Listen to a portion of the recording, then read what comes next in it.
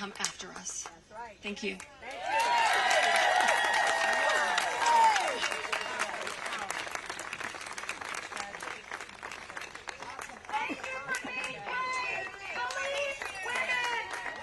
If that's not bravery, I do not know what is. Woo! Okay, we're bringing up another group of women. Ashley, Danny, Jess, Haley, and Wendy. Come on up. Here we go.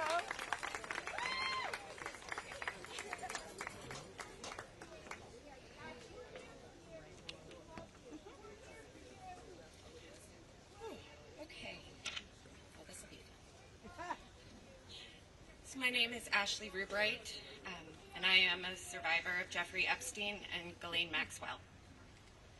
Some things I want to say.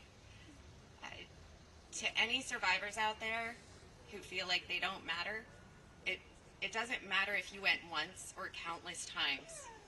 We were groomed, we were manipulated, and we were taken advantage of. Yep. For decades, survivors have been suffocated by speculation. We've been mocked, we've been doubted, we've been re-traumatized, while those responsible hide in secrecy. Why don't we deserve justice? This is not partisan. However, this is very political, as the only path to justice is through our political system. And this is about justice. This is about accountability. This is about protecting the innocence of our children and honoring the dignity of survivors. Everywhere we turn, the story follows us. It's in headlines, jokes, music, grocery store checkout lines, random conversations that you hear people having in restaurants. For more than 20 years, we've been unable to escape it.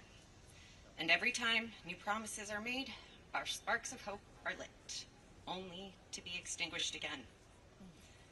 We are tired.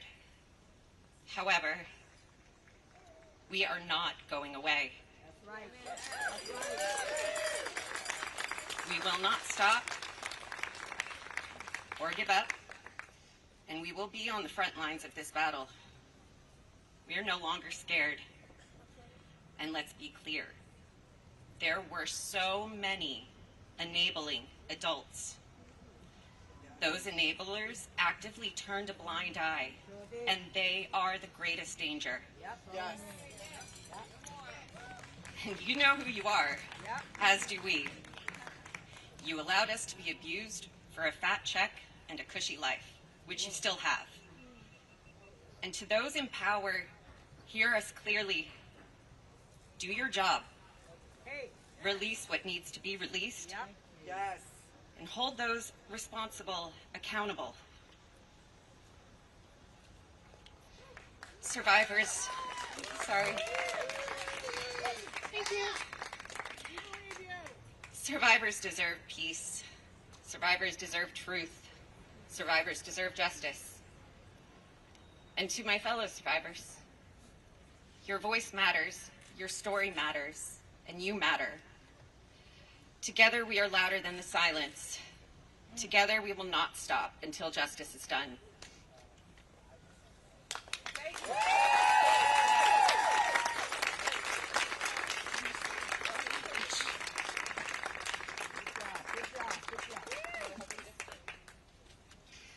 Good afternoon.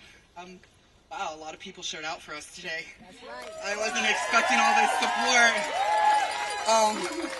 What an incredible feeling, and thank you for everybody for being here. I'm going to try to make this as quick so the other girls don't have to be crunching for time. My name is Haley Robson. I came out in 2019 on the documentary Filthy Rich. I have been very focused on bringing more awareness to all of the survivors. I am so proud to stand with them. I am so proud to be up here to support them because they deserve all the love and support. And I just want to say to the women who chose this moment to come out for the very first time about your abuse, I cannot think of a more important, greater purpose in life than to stand in solidarity when time is against us, when the politicians have made us an enemy, when the world is watching and everybody is hoping for some type of result. Thank you for choosing this moment for the first time to be so brave, to come out and stand in solidarity. I prayed for a moment. I prayed for this moment where God would fill us with reinforcements. I want to acknowledge all the women, unfortunately, that couldn't be here today, because I think that is the only list of real great importance, and we should never forget the voices that were not only silenced, but that are not here today, and we should never forget the sacrifices that they made. So today I would like to take a moment for Virginia, Sky, Danielle, and Carolyn. Their voices were just as powerful, and they were silenced just as much. And for some reason, I can feel their spirit, especially Virginia's today. She would be so proud, and she would be so beside herself to see this one moment we have all came together to unite. And for our government, and for the politicians who have taken our trauma and have weaponized it against us, making it unbearable, making it unlivable, making it hard to move on in a life that we wish to live in happiness and joy and peace and injustice that can only come from within at this point. And we have gotten to this point. Shame on you. Shame on you for using our trauma to weaponize this moment. We are not going to be fooled by your trickery.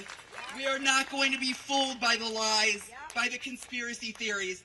We are the keys to this situation. We have the truth. And the FBI knows the truth. The government knows the truth. You may pull the wool over the sheep's eyes, but we are the keys. We know who was involved. We know the game. We know the players.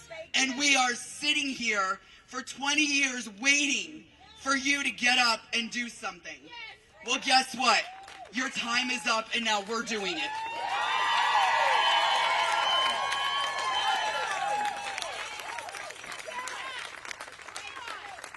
How do you follow that? Hello, everybody. My name is Wendy Pasante, and I was abused by Jeffrey Epstein when I was 14 years old. I'm not here to relive what happened. I'm here to be counted and to make sure others are counted too. I once believed my silence was strength. Hold it together. Don't draw attention. Today I know that strength sounds like my voice. It sounds like everybody's voice is up here. Silence only protects predators, not children. People ask, what about the victims? We're here. We're here today, and there's more of us. I stand with many who are still finding their words. I live in a world where being understood is a struggle, where people in power would rather sweep us under the rug in hopes that we'll go away. We won't. Being a survivor is not a headline. It's our life. We have to live it. It's panic in a grocery store. It's smiling at work while my hands tremble. It's waking up at 3 a.m. with my heart racing and not knowing why. It's living with PTSD, anxiety, and depression, and your nervous system's on guard at all times, even in the safest room around the safest people. Healing isn't tidy. It's therapy. It's wait lists. It's trying a medication and trying again, over and over, for years. It's setting boundaries with some people who won't understand. Survival isn't weakness, it's wisdom we've earned. If you are a survivor hearing me, your voice is never too late, too much, or too little. If all you could do was show up today, you're already trying to make a difference. You do not owe anyone your story. You are owed safety, care, and belief. Your breath is proof that harm does not get the last word. I'm not asking anyone to take a political side. I really don't even follow a lot of politics. I'm asking you to take a stand in solidarity. Protect the vulnerable, not the powerful. Protect children and survivors, not titles and reputations. Our silence doesn't keep us safe. And I hope today's courage from all of us ladies can help someone else be safer tomorrow. We are here and we refuse to be erased. Thank you guys for listening to all of us and being here today.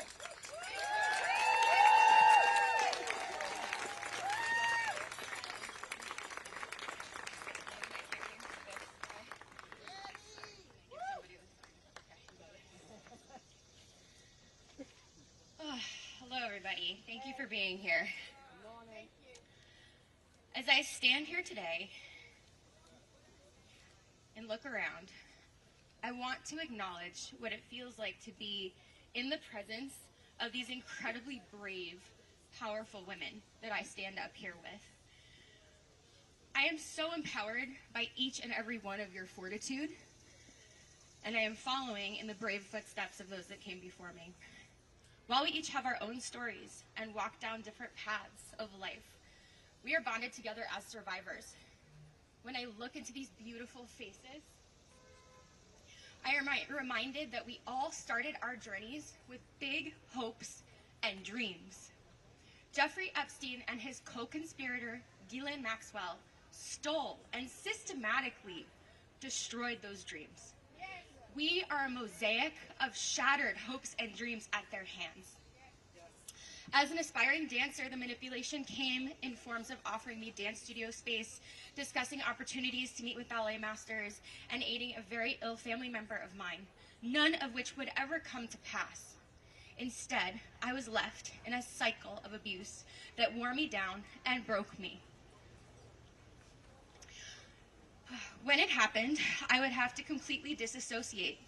Similar to a coma, my brain would need to protect itself, so I would retreat in choreographing in my own head to escape the cruel acts that were being carried out on my body. After, I would go to the studio bundled in giant, baggy clothing. I remember standing there, staring in the mirror as if it were an empty void. I was past the point of tears. There was nothing left. I was a hollow shell of myself. I could no longer watch my body move, let alone dance. He had taken something sacred from me. 2 decades later, I am still experiencing lingering effects of what happened to me as a teenager. I am just one story in the mosaic of women taking back their power by confronting the horrific truths of their pasts due to Jeffrey Epstein and Ghislaine Maxwell. We stand here today in the nation's capital for no other reason than to say that women's voices will not be marginalized. We stand together as a mosaic of stories, but we're also finding our way back to ourselves. We are reclaiming the fragmented shards of the hopes and dreams of our past to paint a better future for the next generation of women. This story has come to Washington to be told. We will be heard. Thank you.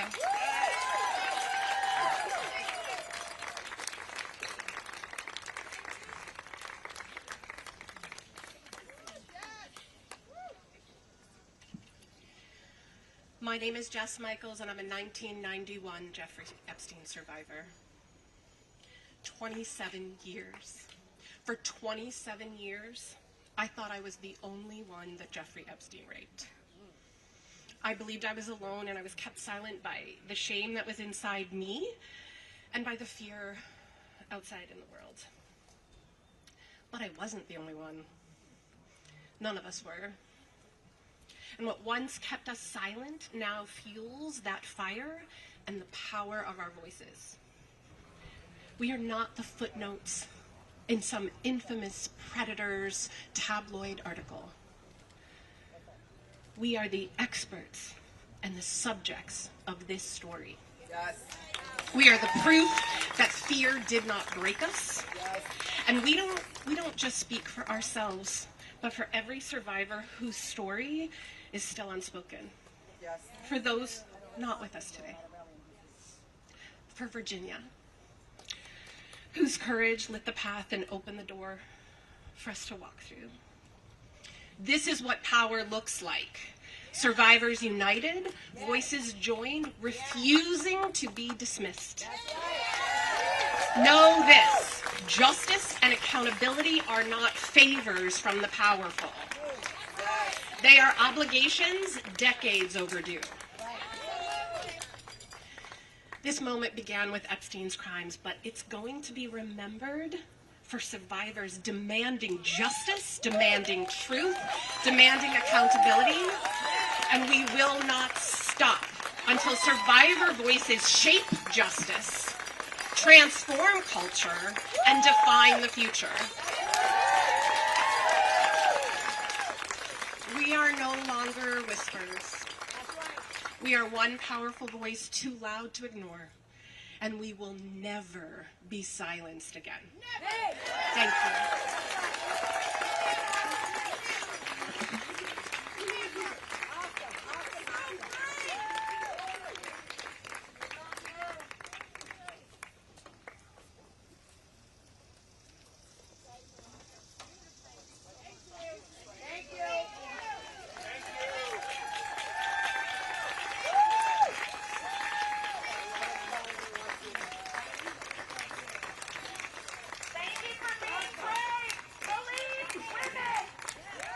Okay, we're in the home stretch. We are going to bring up Eric Faduli, who is a lawyer. Sometimes survivors are ready to be seen, they're not ready to be heard. And so we would love to bring you up because you represent so many survivors who are so critical to this story.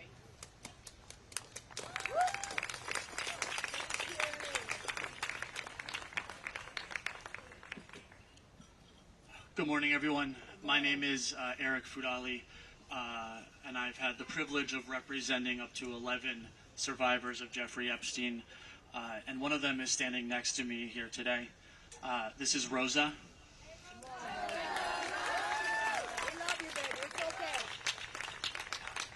You may not realize this, but what I just did is the first time anyone has ever said Rosa's name publicly as being attached and being abused by Jeffrey Epstein.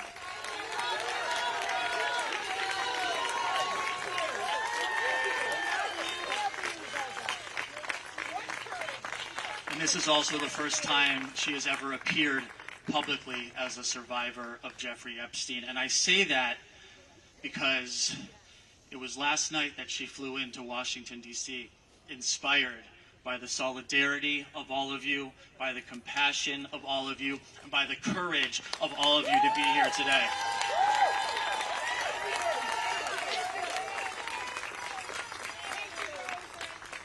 And I'm so proud of Rosa, and I'm so proud of all of you. But the truth is, Rosa shouldn't be here today. Rosa shouldn't have to be here today, and I'm going to tell you why. Because Rosa was trafficked from Uzbekistan under the guise of a modeling contract in 2009. That means that Rosa wouldn't be here today if Alex Acosta hadn't had Jeffrey Epstein in his grasp, had what every single law enforcement officer dreams of, to stop a predator in his tracks. And what did he do? He gave him a slap on the wrist and let him to continue to abuse. And had he not, Epstein never would have met Rosa, and Rosa would not have to be here today. But none of you should have to be here today. None of you should have to be there today, because if when Jeffrey Epstein was finally arrested in 2016 and under federal custody, he wouldn't have been allowed to take his own life and avoid the accountability and justice you all deserve. And none of you should be here today because Ghislaine Maxwell should not have been given a platform to deny the crimes against her, who was convicted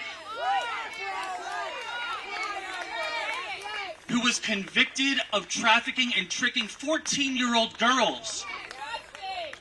She should not have been given a platform, and she should not have been rewarded after that platform in a minimum security resort. And none of you should have to be here today because they should just release the files. No more slow rolling, no more meetings, no more strategy, no more interviews behind closed doors. Release the files and give you all and Rosa the accountability, the exposure, and most importantly, the closure you all deserve. Thank you.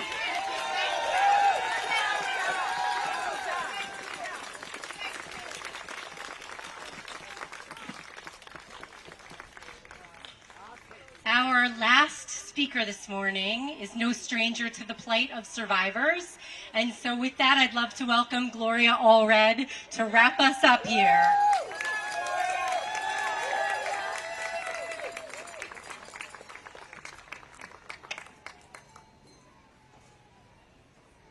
Give a big round of applause to all the survivors and all the victims and all the supporters today. I commend you, and it matters that you're here. Let me just say, your voice is important, but power only recognizes power. And for many years, we have not exercised our power in a way that help win change. And you all and we all have been betrayed. I represent Alicia Arden and 26 other brave survivors of Jeffrey Epstein and some of Ghislaine Maxwell. And in 1997, my client Alicia Arden went to the police in Santa Monica and said that she had been the victim of sexually inappropriate conduct by Jeffrey Epstein when he invited her to be auditioning for Victoria's Secret catalog. And she went to the police, and they said, why don't you think about it before you file a police report? She thought about it and came back the following week and filed the first documented police report against Jeffrey Epstein in 1997. And you all were betrayed because there was no prosecution. Believe women. Let's hear it. Believe women. Believe women. Believe women. And then the victims and all of us were betrayed when, in Florida, Mr. Acosta made that deal, U.S. Attorney, is for the Southern District of Florida, made that deal that instead of 60 felony counts that could have been filed by the United States Attorney, 2 counts were filed by the state attorney, and Jeffrey Epstein, without having a trial, was able to go to his office every day as part of the sentence and just sleep in the jail at night for 13 months. Is that justice? No! You were betrayed. And then, of course, there was New York. New York, where Jeffrey Epstein was brought in, arrested. I saw him at the last hearing in federal court. And so many victims and so many survivors thought, at last there's justice. But instead of justice, there was a dead body, the Metropolitan Correctional Center. And questions are still being asked. Was it suicide? Was it homicide? But the victims never got to testify at trial and confront that sexual predator. Was that justice? No! We're overdue for justice. We're not going to be waiting for justice. We are fighting for justice. And let me tell you, no more talk of the word pedophiles, which only means a man who is attracted to children. We're not talking about pedophiles. We're talking about sexual predators and child molesters. Let's get the word in about what the crime was that they committed. Do you agree? Yes. And finally, let me just say, these predators took advantage of vulnerable children, of vulnerable adults. We know how vulnerable women can be. And they abuse their power, and they abuse their trust. And it's time to meet power with power. There are 3 stages of evolution. The first is victim, the second is survivor, and the third is fighter for change. Are you going to be fighters for change? Not just today, but every day. Not just in politics in Congress, but in lawsuits, in speaking to people, your co-workers, your children, your mothers. Help them, support them to stand up to win justice, because nobody has ever given women and children any rights. We've always had to fight to win them. We've had to fight to keep them. Will you fight that fight? Yes. And I leave you with this, one of my favorite sayings. pray for the dead, and that's for Virginia Roberts and all those who didn't make it here today. Pray for the dead. But fight like hell for the living. Keep up the fight. Let me hear it. Keep up the fight. Keep up the fight. Keep up the fight. Keep up the fight. Thank you very much.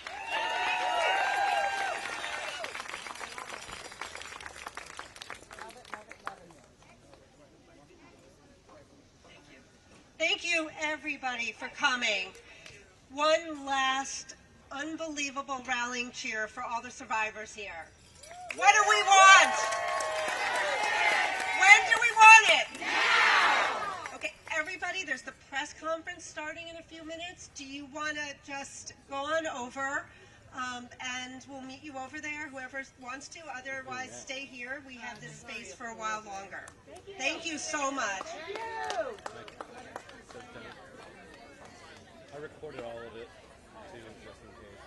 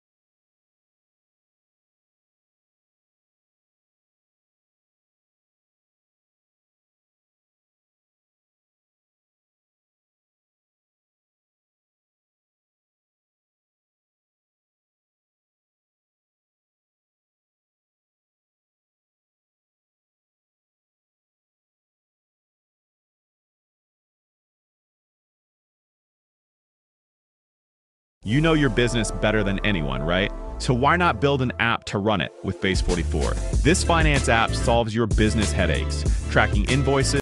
It might be OFIC 19.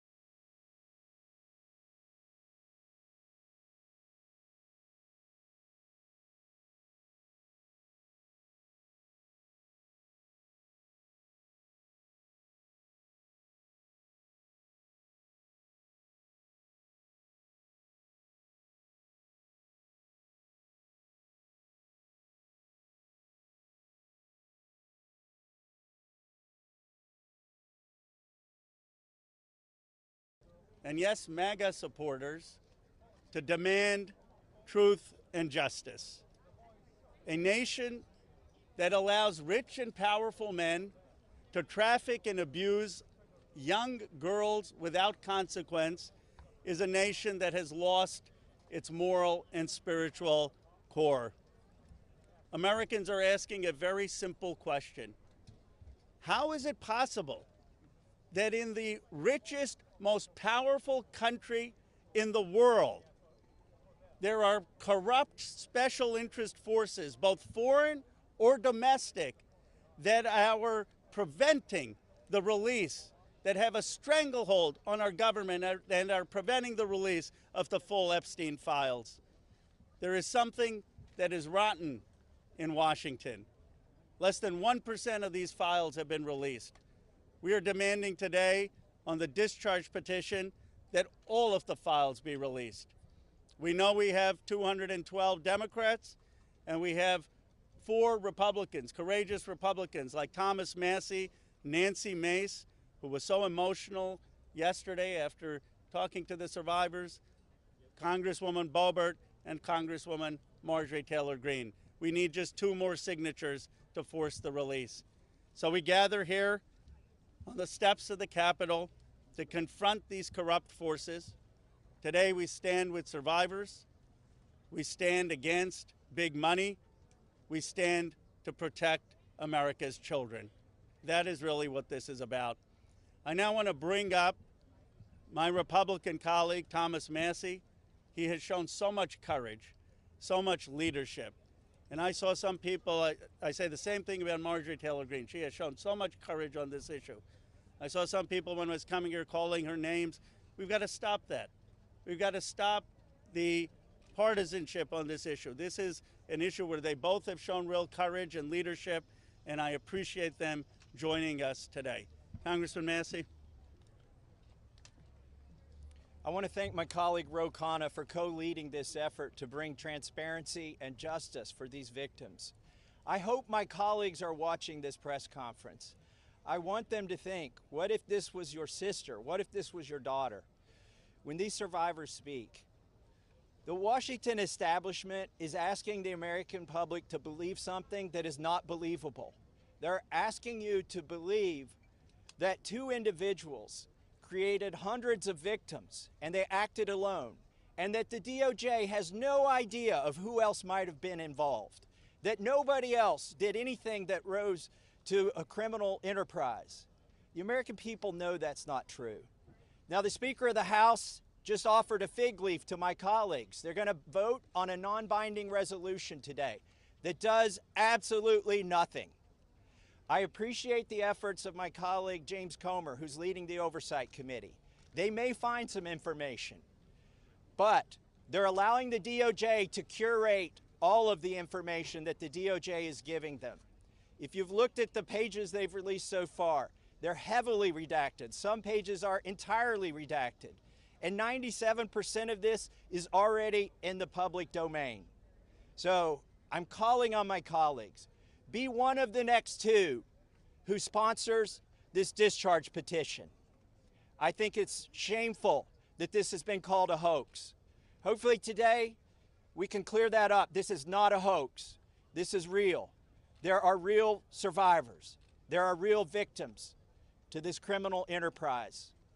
And the perpetrators are being protected because they're rich and powerful and political donors to the establishment here in Washington, D.C. So today we're standing with these survivors and we're giving them a voice, and I want to close by thanking them. They are brave. I hope they encourage other survivors to come forward and to tell their stories, not just of Jeffrey Epstein and Maxwell, but anywhere in the country. This is a message that we are sending. This is a litmus test. Can we drain the swamp? Are there people who are outside of the reach of the law? I don't think there should be. So hopefully today we'll get 2 more signatures on the discharge petition. That's all we need. And with that, I want to introduce the bravest woman in Congress, Marjorie Taylor Greene. I find it interesting that the 3 Republican co-sponsors are women. These are women standing up for women. And Marjorie was the first to do it. And I think she deserves all of our gratitude for breaking that barrier and leading the way for the other Republicans. Hopefully they can find their spines as well. And with that, I give you Marjorie Taylor Greene. Yes. Good morning. This is my 5th year in Congress, and this is the largest press conference that I've seen since I've been here. And this is because this is an issue that matters so much to Americans. This is an issue that doesn't have political boundaries.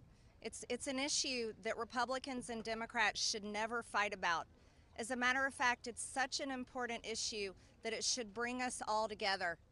It's grieved me to watch the arguments and debates take place among my colleagues and even the administration. I think this is something that was worth fighting for. You see, the women behind me are going to tell you stories that you've never heard before. These are unimaginable horrors that they've lived with for their entire lives since they were very, very young. But these are also similar stories that many children, teenagers, women, and even men are enduring nightmares right now as we speak. You see, these women have been fighting since the 1990s. I heard one woman tell us yesterday since 1996. And they have carried with them shame. But I want to tell you something. The shame does not fall on these brave, courageous women. The shame falls on every single person that coldly turned a blind eye to their abuse. The shame falls on every single person that enabled it. The shame falls on every single person that took money to continue it. And the shame falls on the people in power over the past several decades that protected the monster, Jeffrey Epstein, and his cabal that continued a nightmare. Those people deserve the shame. And today we are coming forward and we are going to fight like hell for these women, because we have to fight like hell for those that are enduring sexual abuse and are living in a prison of shame. Anyone that is being abused, it is not your fault. You should live with no guilt or fear or shame. All of the fault belongs to the evil people that do these things to the innocent. This is the most important fight we can wage here in Congress, is fighting for innocent people that never receive justice. And the women behind me have never received justice. And do you want to know why? It's because Jeffrey Epstein somehow was able to walk among the most rich, powerful people, not only in America, but foreign countries. Yesterday, I heard countries like Saudi Arabia, Russia, and even Israel, and other countries. The truth needs to come out, and the government holds the truth. The cases that are sealed hold the truth. Jeffrey Epstein's estate holds the truth. The FBI, the DOJ, and the CIA holds the truth. And the truth we are demanding come out on behalf of these women, but also as a strong message to every innocent child, teenager, woman, and man that is being held captive in abuse. This should never happen in America, and it should never be a political issue that divides us. And I want to thank Ro Khanna and Thomas Massie for doing something brave, crossing political boundaries for a very important fight.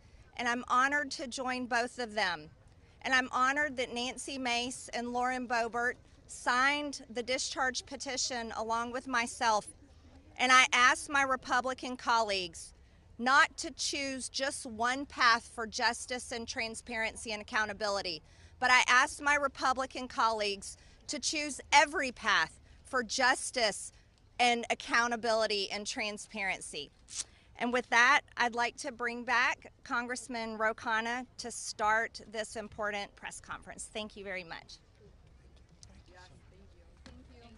Thank you, Congresswoman Green, for your courage and for being here, and thank you again to Congressman Massie for co-leading it. I now would like to introduce two people who have been fighting this for decades. They haven't had their voice heard. The victims haven't been heard. They haven't just been on this in the last few months. They've been doing this in the wilderness for years, and they are really models of courage. Bradley Edwards and Brittany Henderson, who are the attorneys for the victims. Thank you for being here.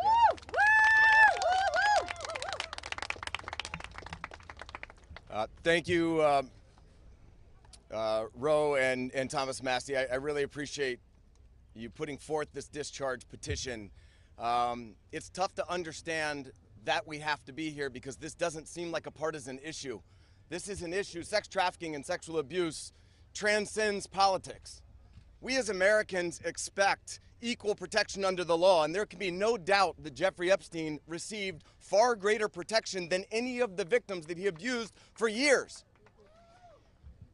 In 2008, Courtney Wild walked into my office because she was a part of a federal investigation into Jeffrey Epstein, where all she wanted was the government to talk to her. Little did she know the government had worked out a secret immunity deal for Jeffrey Epstein, and we had to file Jane Doe's versus United States of America to prove that Jeffrey Epstein worked out an illegal non-prosecution agreement with the government. That was 2008.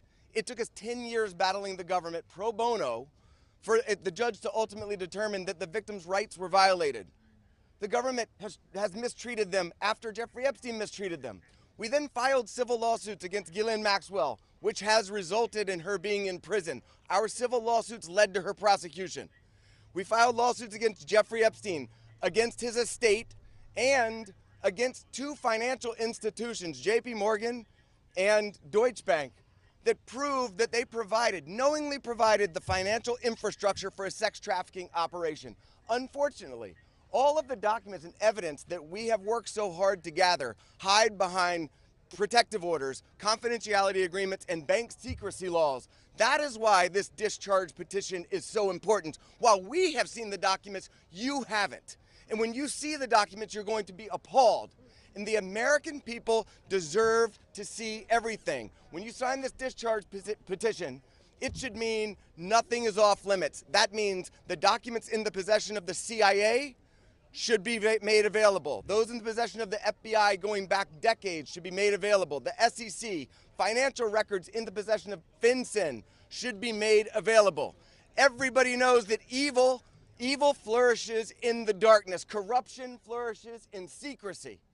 It is time, right now, to make a difference for the women that are behind me right now.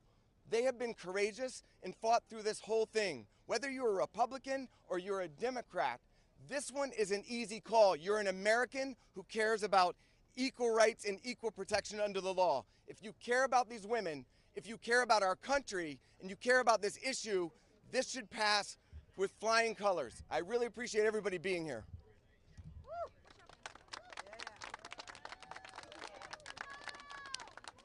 Hi, good morning. My name is Brittany Henderson, and I think in addition to thanking the wonderful congressmen and women who are here today, we need to thank the women, and not just the women who are going to speak, but the other women who are standing behind them, along with other lawyers, Sigrid McCauley, and people who have been fighting for a very, very long time for the world to give this kind of attention to an issue that it should have had forever. This administration has the opportunity to do what the past administrations did not do. This administration can either stand with the victims and stand for the victims, or it can continue to hurt the victims like has happened in the past. We aren't here just to ask for transparency, though. We're here too to ask for protection.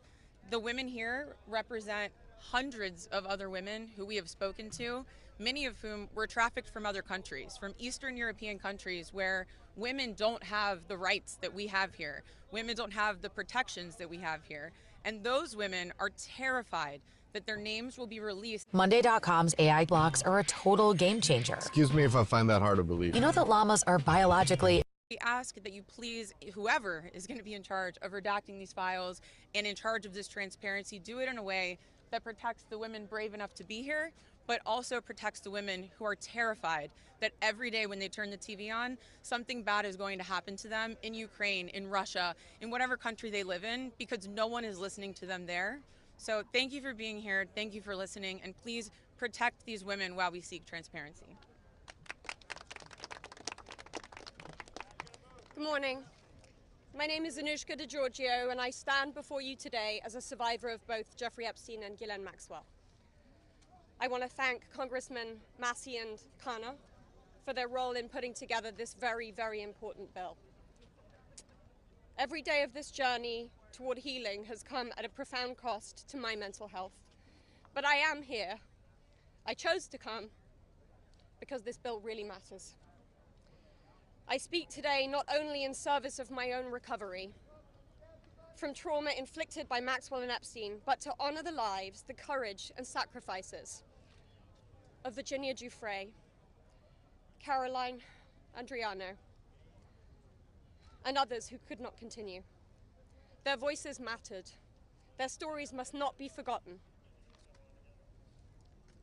Accountability is what makes a society civilized.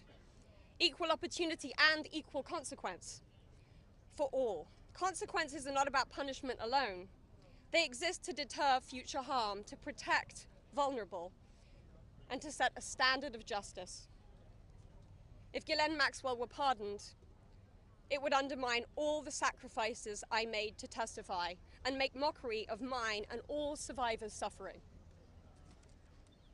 That is why the Epstein Files Transparency Act is so essential. It requires the Department of Justice release all the records related to Epstein and Maxwell investigations, flight logs, immunity deals, internal communications, and even the records surrounding Epstein's detention and death.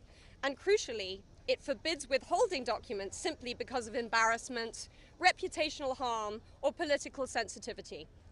This is about ending secrecy wherever abuse of power takes root. But transparency alone is not enough. Survivors need protection, resources, and legal support. If this Congress is serious about justice, then let this moment also affirm your commitment to provide victims with the legal aid they need to confront abusers, to navigate complex systems, and to reclaim their power. Transparency must be matched by support, or else too many victims will remain silent out of fear and lack of access. The statistics demand action. Nearly 1 in 5 women in America will experience rape or attempted rape in her lifetime. Every 74 seconds, someone is sexually assaulted. Every 9 minutes, that person is a child. These are not numbers, they are people. They are your daughters, your sons, your constituents, your friends. Statistically, 1 in 5 of your families will face this nightmare. The days of sweeping this under the rug are over. We, the survivors, say no more. I want to help create a world where survivors of sexual abuse and abuse of power can come forward safely. And I ask Congress to join me in that effort, not only by passing this bill, but by ensuring that those who step forward have legal support to face their abusers and see justice done. When Judge Berman gave Epstein survivors the chance to finally speak, the world listened. After so many years, survivors were heard. That moment was historic, and so is this moment. For me, the turning point was when I had my daughter, and on the day she was born, I knew I had a responsibility to protect her and to protect all children. I have to use my voice, the voice that had been silenced by fear and shame for so many years. Make no mistake, my polished exterior is a shield hiding a wound that still bleeds. But through this wound, I have found purpose. To be part of lasting change in how we confront exploitation and abuse. And to be clear, the only motive for opposing this bill would be to conceal wrongdoing. You have a choice. Stand with the truth, or with the lies that have protected predators for decades. I am no longer weak. I am no longer powerless. And I'm no longer alone. And with your vote, neither will the next generation be. President Trump, you have so much influence and power in this situation. Please use that influence and power to help us, because we need it now and this country needs it now. Thank you.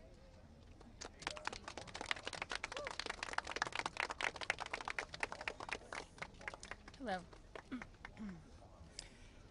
My name is Annie Farmer, and I was 16 years old when I was flown to New Mexico to spend a weekend with Epstein and Maxwell. That same year, 1996, my sister, Maria Farmer, reported what happened to me there, along with reporting her own assault at their hands and their theft of sensitive photos of herself, of me, and our younger sister that she had taken for her work as a figurative painter. I am now 46 years old. 30 years later, we still do not know why that report wasn't properly investigated, or why Epstein and his associates were allowed to harm hundreds, if not thousands, of other girls and young women. We have never been told whether those images were found when they discovered a large amount of child sexual abuse material on his property. As a psychologist, I understand that when the systems meant to protect us recreate the abuse cycle, the betrayal that occurs can be just as damaging as the original trauma. This happens when survivors of these crimes are not believed, when our well-being is not weighed as heavily as those who have more resources or more privilege, and when perpetrators of these crimes are given a platform rather than the survivors of them. For so many years, it felt like Epstein's criminal behavior was an open secret. Not only did many others participate in the abuse, it is clear that many were aware of his interest in girls and very young women and chose to look the other way because it benefited them to do so. They wanted access to his circle and his money. Their choice to align with his power left those of us who had been harmed by this man and his associates feeling very isolated. I could never have imagined being here today and this chorus of support that we have all received. I have been sent so many notes and messages from people with no direct connection to this case who've expressed their solidarity with us. And I believe that is because, in part, as Anushka explained so well, this is an extremely widespread issue of child sexual abuse, of sexual exploitation, of sexual violence. This affects almost every family in some way. From my conversations with women in these last few days and from all of the support that we've received, it's very clear to me that we are not going away, we are not going to be quiet, and we are not going to give up. And I ask the American public to stand with us and not give up.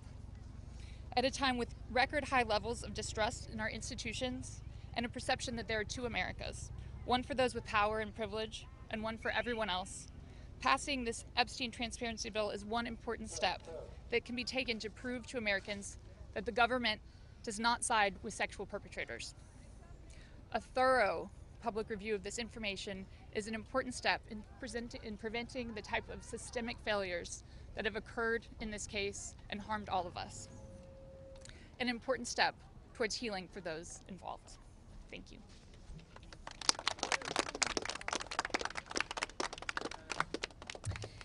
Hello, everyone. I'd like to say thank you, everyone, for being here today on this very powerful and special day for all of us here.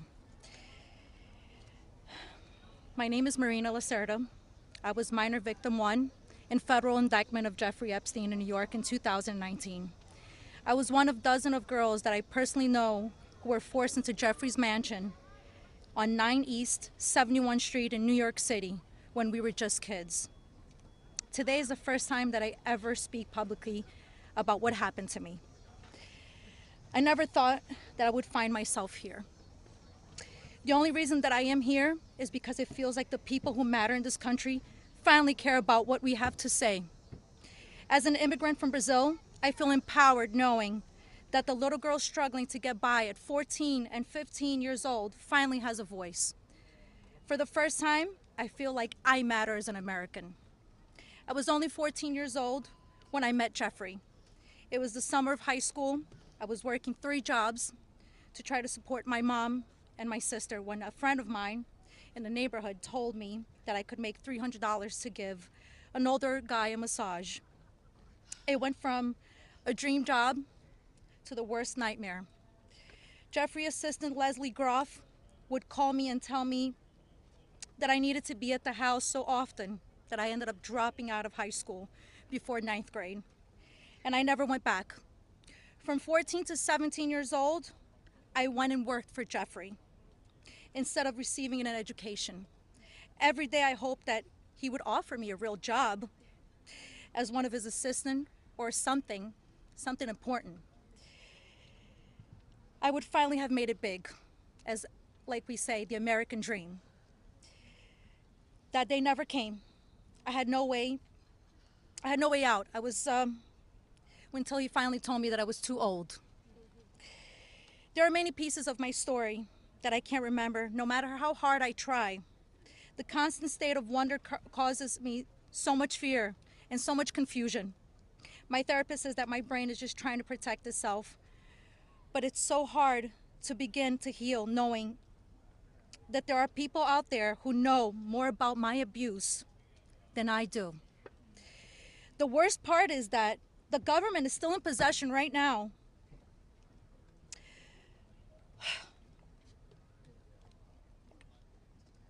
of the documents and information about that could help me remember and get over all of this maybe and help me heal.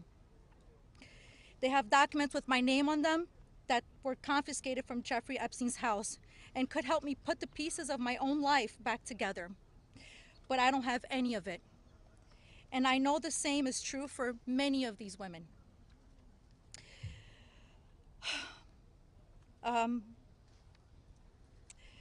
We are here to support this bill today, not only for transparency, but for the American people.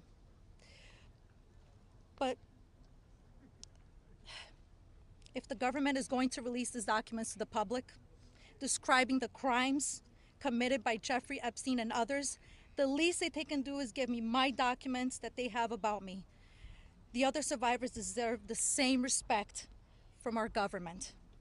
While our identifying information must be redacted to the public, it is equally important to provide the victims themselves with unredacted information. I will never forget when the FBI agent showed up in my door in 2008. Jeffrey Epstein hired a lawyer to represent me, or more like to represent him, I like to say. I couldn't ask any questions, and I had no idea what was going on. I was terrified. Until today, I think most of us are still terrified. I thought somebody was going to kill me. I thought something was going to happen to my sister or my mother. It went further out to even maybe thinking something would happen in Brazil with my family. And then one day, the lawyer said that everything was just gonna go away. Like nothing happened. I didn't need to testify. When I asked him why, he gave no explanation. That was it. So why? Why was I never called to testify then? We could have saved so many women. We could have saved so many lives from being abused. Why did he get away with it in 2008? Why was he able to go on in the abuse with hundreds of girls after the Florida investigation? Why didn't they let me testify to help stop him? Our government could have saved so many women, but Jeffrey Epstein was too important and those women didn't matter. Why? Well, we matter now. We are here today and we are speaking and we are not going to stop speaking. Today, I stand here with the women who have really helped me to find the strength to come out and come forward to share my story for the very first time. Together, we are stronger than ever. While she may not be with us, Virginia Roberts, we will continue to use our voices to strengthen yours always. Thank you.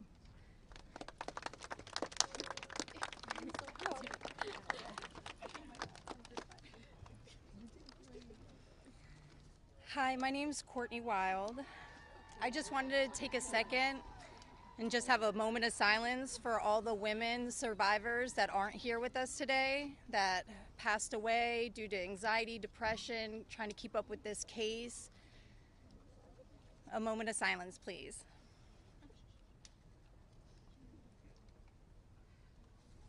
Thank you. My name is Courtney Wild. I was only 14 years old when I was introduced to Jeffrey Epstein by a 13-year-old friend of mine. The details of the abuse that he inflicted on me for years is not important today. In 2028, I was cooperating with the federal government in the investigation of Jeffrey Epstein.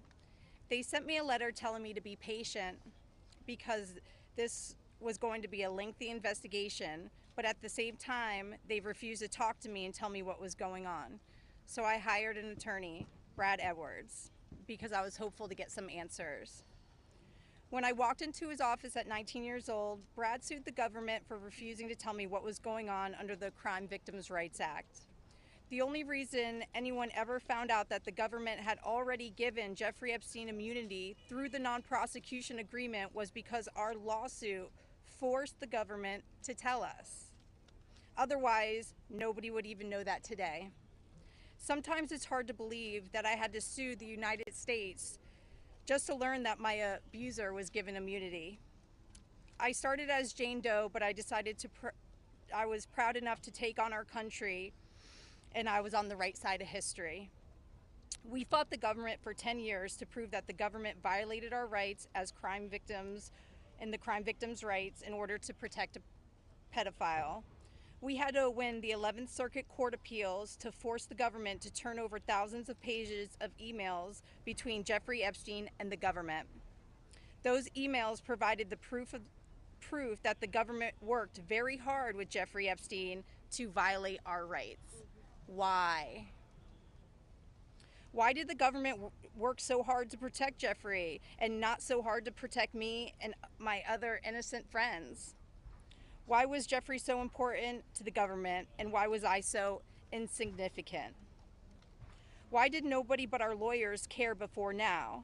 It seems people have only started to care because of Twitter and politics. But I would like to say this has nothing to do with politics. This is not a blue thing or a red thing. This is an everyone thing. We can all agree on this. The injustice that has happened here. Multiple, over and over. Everybody that talks about this just seems to make it worse. We need transparency. It's time for us to see beyond the curtain. Why was Jeffrey Epstein so protected? Who is still being protected? And who protected them all, so the world can understand how Jeffrey was able to abuse so many of us for so long. I was lucky to have Brad Edwards, Brittany Henderson, and Paul Cassell take on my case pro bono and fight fearlessly over 20 years' time. I would like to thank them, and I'd also like to ask the Trump administration to please sign off on the Crime Victims' Rights Reformed Act, the Courtney Wild Crime Victims' Rights Reformed Act that's we're trying to get passed here, so we can close the loopholes in the CVRA case that Epstein's attorney used to their benefit to get away with this. Thank you so much.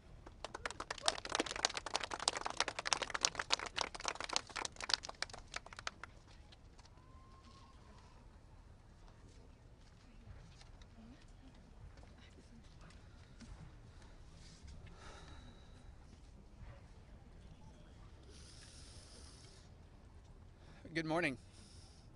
First and foremost, we want to extend our deepest gratitude to Brad and Brittany Edwards, Congressman Massey and Kana, and above all, the brave survivors who have entrusted us with the privilege of speaking today on behalf of Virginia. Robert Giuffre, as her family. We are here today because we support H.Res.581, the Epstein Files Transparency Act, in its entirety. But as much as this bill is about shining a light on truth, it's not just about the bill. This is about justice. This is about survivors. This is about justice against the rich and powerful who have stolen something from these women, and many children at the time, their freedom. The freedom to live their life without mental and physical scars that have been inflicted upon them by those who thought they were untouchable. The same freedom that these monsters took from these survivors, they should never be afforded. They should never be allowed to continue their lives with impunity. Let's be clear, this is not a political issue. This is not about left or right. This is about humanity. This is about doing what's right. And this is about ensuring that the future we leave behind isn't one where the powerful can hide behind their wealth, their influence, and their money to evade justice. Our plea to you, whether you're a dad, a mom, a brother, or a sister, look your young ones in the face, look them in the eye, and tell them you didn't stand against the very people who raped, molested, and preyed upon children and young women. Tell them you were willing to negotiate a deal. Money should never be what makes something right or wrong. If you vote no, your stance will be clear. You will be choosing to stand on the side of the rich and powerful, allowing money to buy your way out of the consequence. But here's my one ask. Look these survivors in the eye and tell them why. Then, look the people of the United States in the eye and tell them why. And then, when you're alone, look yourself in the mirror and ask yourself why. Virginia said it best, and I quote, "I have physical and mental scars that will never heal. I have memories that will never go away. They say time can heal, but this won't.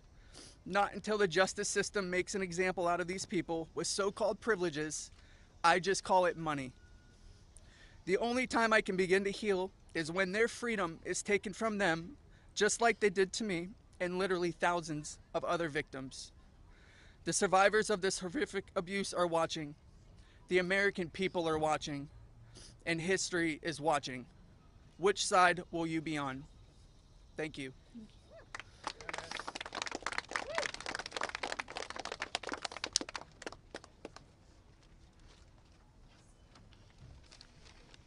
Hello, my name is Jenna-Lisa Jones, and I was only 14 years old when my friend brought me over to Jeffrey Epstein's house in Palm Beach in 2003. I had a terrible home life, but I was such an innocent kid then. I always did my best in school, and I had such a positive outlook on life. Until that day that I met Jeffrey, I have never been more scared in my life than I was that first time that he hurt me. I remember crying the entire way home, thinking about how I couldn't ever tell anyone about what actually happened in that house. This guy was so rich and had so many pictures with so many famous people, and no one would have ever believed me if I told them. I want to thank Congressman Rowe and Congressman Thomas Massey for having me here today. It was really hard for me to find my voice and to become strong enough to speak about my abuse. I didn't come forward until 2019, and even then it was like I was afraid of a ghost. I know that I was just a little kid, but sometimes I still feel like it is my fault that this happened.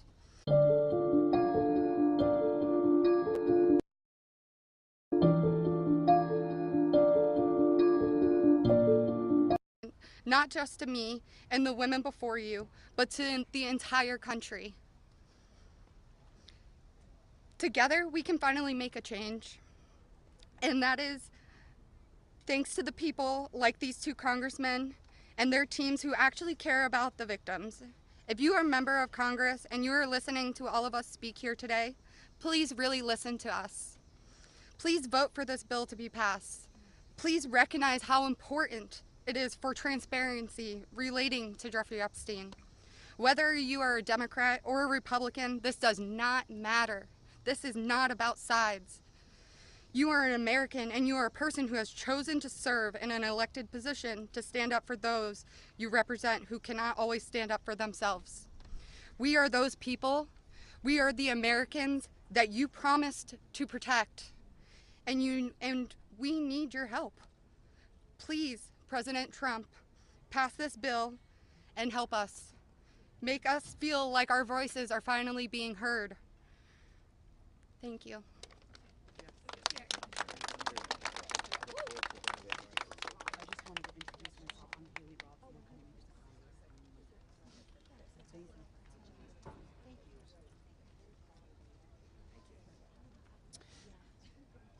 Good afternoon. My name is Haley Robson.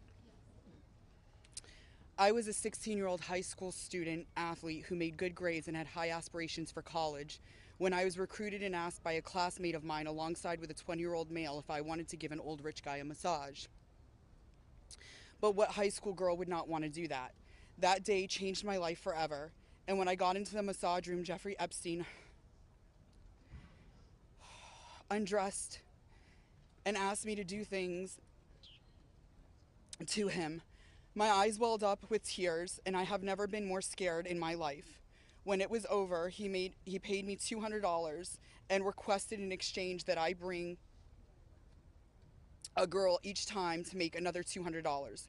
I told him I did not want to do that, and then he gave me an ultimatum. Either you come here and massage me when I call you, or you bring me friends of yours to massage, and I will give you $200 per girl for each time she comes. I felt and hoped to never hear from him again, but he called me every day. He was so wealthy and powerful, and he would not let me go. I felt I had no choice. If I disobeyed him, I knew something bad would happen. So knowing I did not want to be sexually abused, I started to bring him other girls from my high school, and he paid me $200 for bringing them. I just hoped each time it would be the last time. One day, the stepmom of one of the girls brought him and called the police on Jeffrey Epstein. The police then called me in for questioning. I had told them the truth despite the fact that I was a teenager and a minor, and I was able to tell the police the names of all the other victims. The police treated me like a criminal. I had, by this time, had turned 18. I had been with Jeffrey since I was 16 and for 2 years. So they had told me so they told me I was going to be arrested. My name was then distributed to the press as a co-conspirator of my abuser, who I detested. My entire world was crashing in around me, and I started being threatened and bullied, till this day still receiving death threats. I was singled out and for many years had to suffer a smear campaign of lies about me because of the way that I was portrayed by the press. The press made me out to be a predator when I was just a 16-year-old little girl who was sexually abused by a powerful man and an evil man. For years, I had no friends. My boyfriend was murdered, and there was nowhere to turn.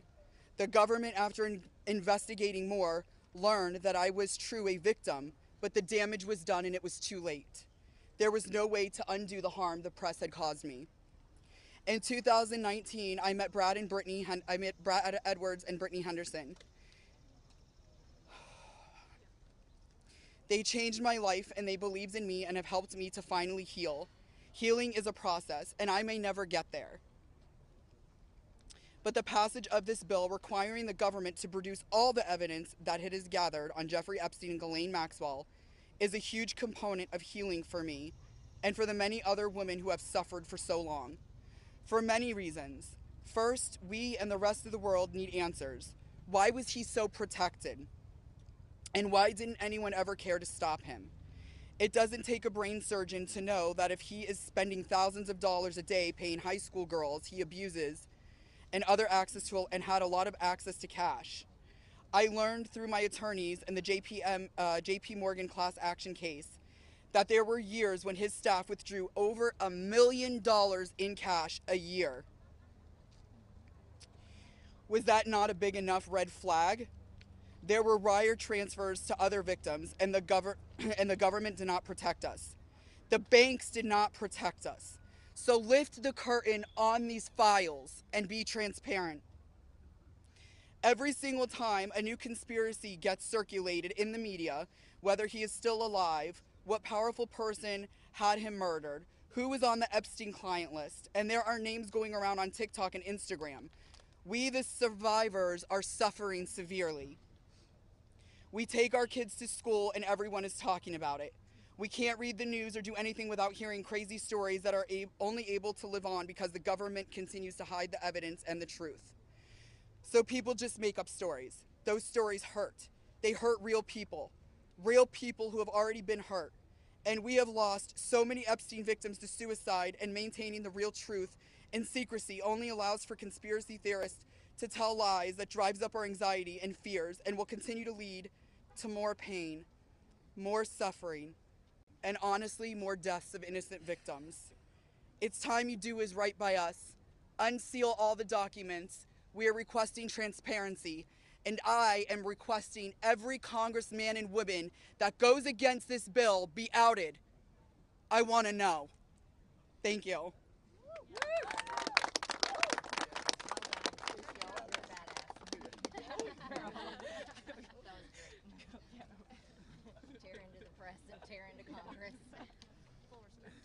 Hi there, my name is Lisa Phillips, and I'm the host of a award-nominated podcast called From Now On, a platform supporting survivors.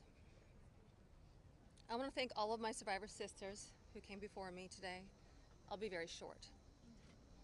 In the year 2000, I was taken to Jeffrey Epstein's island while on a photo shoot on a nearby island. Who I saw and what I experienced there was a glimpse into a very dark and disturbing world. For years after, I tried to avoid Jeffrey, but he had introduced me to Katie Ford, the owner of the Ford Modeling Agency. Epstein's reach went to the very top of fashion, arts, and entertainment. This did not just happen to underage girls in Florida. In New York City, hundreds of young, ambitious women were abused by him. Epstein was not just a serial predator, he was an international human trafficker. And many around him knew, many participated, and many profited. And yet, he was protected. So I stand here today for every woman who has been silenced, exploited, and dismissed. We are not asking for pity. We are here demanding accountability, and I'm demanding justice. Congress must choose. Will you continue to protect predators, or will you finally protect survivors? And also, I would like to announce here today, us Epstein survivors have been discussing creating our own list. We know the names. Many of us were abused by them. Now, together as survivors, we will confidentially compile the names we all know who were regularly in the Epstein world. And it will be done by survivors and for survivors. No one else is involved. Stay tuned for more details.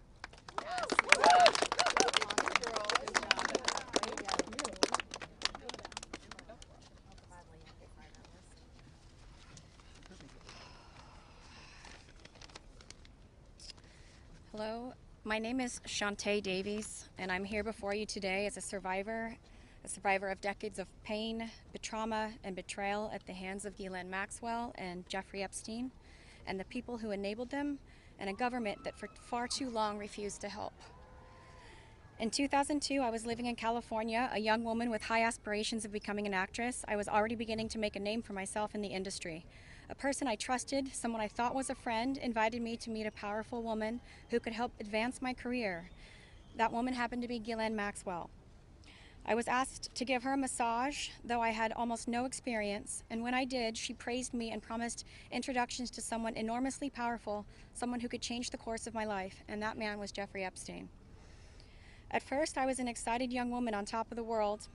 Epstein flew me to his private island. He listened to my dreams, promised to help, but his promises came with a catch. The abuse began. He told me to keep it secret. He manipulated me with quid pro quo I did not consent to, but I felt I had no one to turn to. He was too powerful. I was just one of the many young women trapped in his orbit. I was even taken on a trip to Africa with former President Bill Clinton and other notable figures. In those moments, I realized how powerless I was. If I spoke out, who would believe me? Who would protect me? Epstein himself was the most powerful leader of our country. Epstein surrounded himself, with the most powerful leaders of our country and the world. He abused not only me, but countless others, and everyone seemed to look away. The truth is, Epstein had a free pass. He bragged about his powerful friends, including our current president, Donald Trump. It was his biggest brag, actually. And while what I endured will haunt me forever, I live every day with PTSD. I live as a mother trying to raise my child while distrusting a world that has betrayed me. This kind of trauma never leaves you. It breaks families apart. It shapes the way we see everyone around us. But one thing is certain, unless we learn from this history, monsters like Epstein will rise again. There are files, government files, that hold the truth about Epstein, who he knew, who owed him, who protected him, and why he was allowed to operate for so long without consequence. Why was Maxwell the only one held accountable when so many others played a role? Why does the government hide this information from the public? This secrecy is not protection, it's complicity. And as long as the truth is buried, justice will remain out of reach. That is why this bill matters. Passing it will, bless you, ensure that the suffering of survivors is not in vain. Passing it will bring accountability, transparency, and prevention. It will help protect the next generation of predators who seek to place themselves above the law through wealth, influence, and connections. This is not just my story. It is about every survivor who carries invisible scars. It's about the weight we live with daily. It is about the families broken and the futures stolen. So I ask you, President Trump and members of Congress, why do we continue to cover up sexual abuse and assault? Who are we covering for? Let the public know the truth. We cannot heal without justice. We cannot protect the future if we refuse to confront the past. Thank you.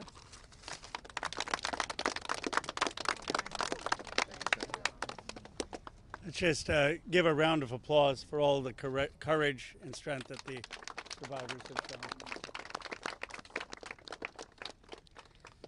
We now will take a few questions. You can always get Congressman Massey, me, or Congresswoman Green in the hallways and other places. If you have questions for us, that's fine. But I wanted to see first if you have questions for the lawyers and the survivors, and Brad will facilitate any of the questions to the survivors. Yes? Yeah. This question would be for the survivors, Mr. Evans. The president has said that this Epstein issue is a hoax, is the words that he used. Can we get your reactions to what you think when you hear him say that? I'll answer that. Mr. President Donald J. Trump, I am a registered Republican, not that that matters because this is not political. However, I cordially invite you to the Capitol to meet me in person so you can understand this is not a hoax. We are real human beings. This is real trauma.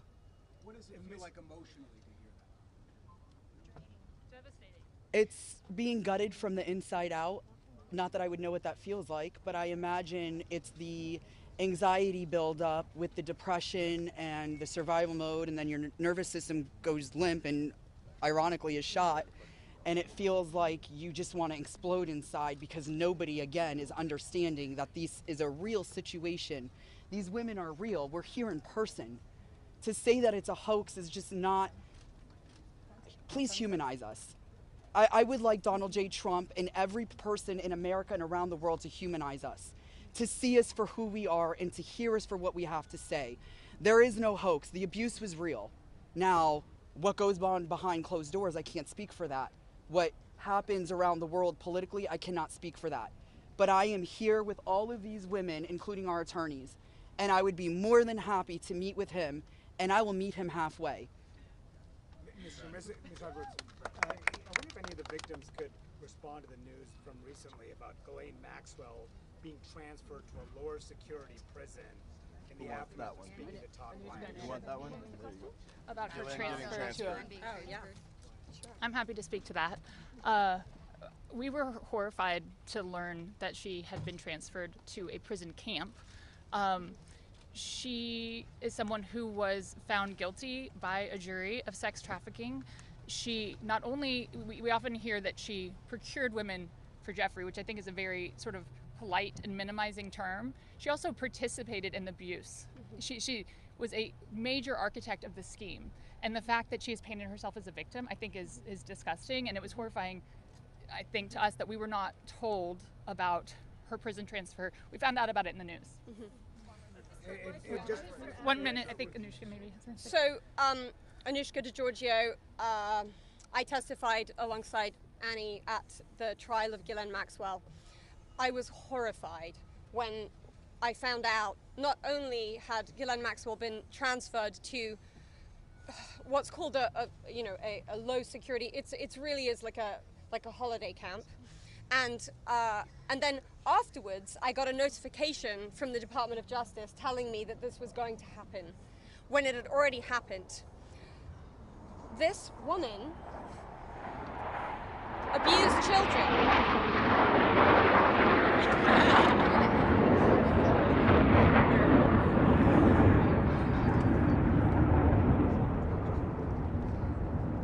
I was abused by Jeffrey Epstein and Ghislaine Maxwell for over 10 years. Ghislaine Maxwell was present for some of my abuse at the hand of Jeffrey Epstein.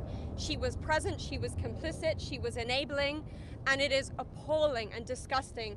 And it's one of my worst nightmares that she not only be transferred, but at the possibility that's very much going around that she might be pardoned. This is not okay, guys. This is not okay. And I just want to add that I think it sends a very dangerous message to our country, to the young people in our country, that someone that we all know is aware of these crimes could be given a pass. And just for the last one, the last survivor who just spoke, the last survivor who just spoke, she said that Epstein would brag about her relationship with Donald Trump. Could she please elaborate about that? And anybody Shante. get to the microphones. Get close. Yeah, I did say that.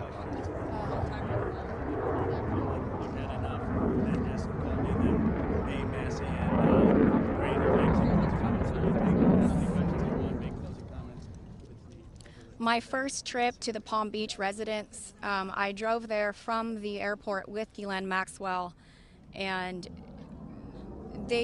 Jeffrey and Ghislaine were always very boastful about their friends, their famous or powerful friends, and his biggest brag forever was that he was very good friends with Donald Trump.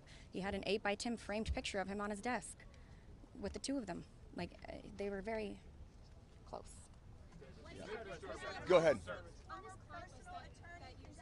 One second. For this client list that you ladies are putting together, you said it would be confidential, but will the public, could you clarify, will the public get to see that list? So Lisa, what's your envision here? Is it going to go to the public or just amongst the survivors? No, we're reaching out to survivors that are scared. So come on up. We're reaching out to survivors that are scared to come forward and that also know who they were trafficked to. So that's the list that we're compiling. We're not quite sure, how we're going to release that, or even if we're going to. The Department of Justice needs to release the list. Right, yes. For folks at home, they might be confused. Survivors know the names. You've seen these powerful people. Why can't you say the names? Could you just explain for folks? Why do we have to say the names when the government knows the names? And we're also scared to do so. Look what's happened to so many of the survivors that have revealed names. Yeah, I find it question about the bill. I think it's also worth saying that having represented, I think, between our firm and Boyce Schiller, hundreds of victims, and we've talked to them about the various people that they were farmed out to. So we've created somewhat of a list. Most of these individuals, the victims, are very scared to say these names because they could get sued, they're going to get attacked, and nobody protected them the first time. And that was against one person.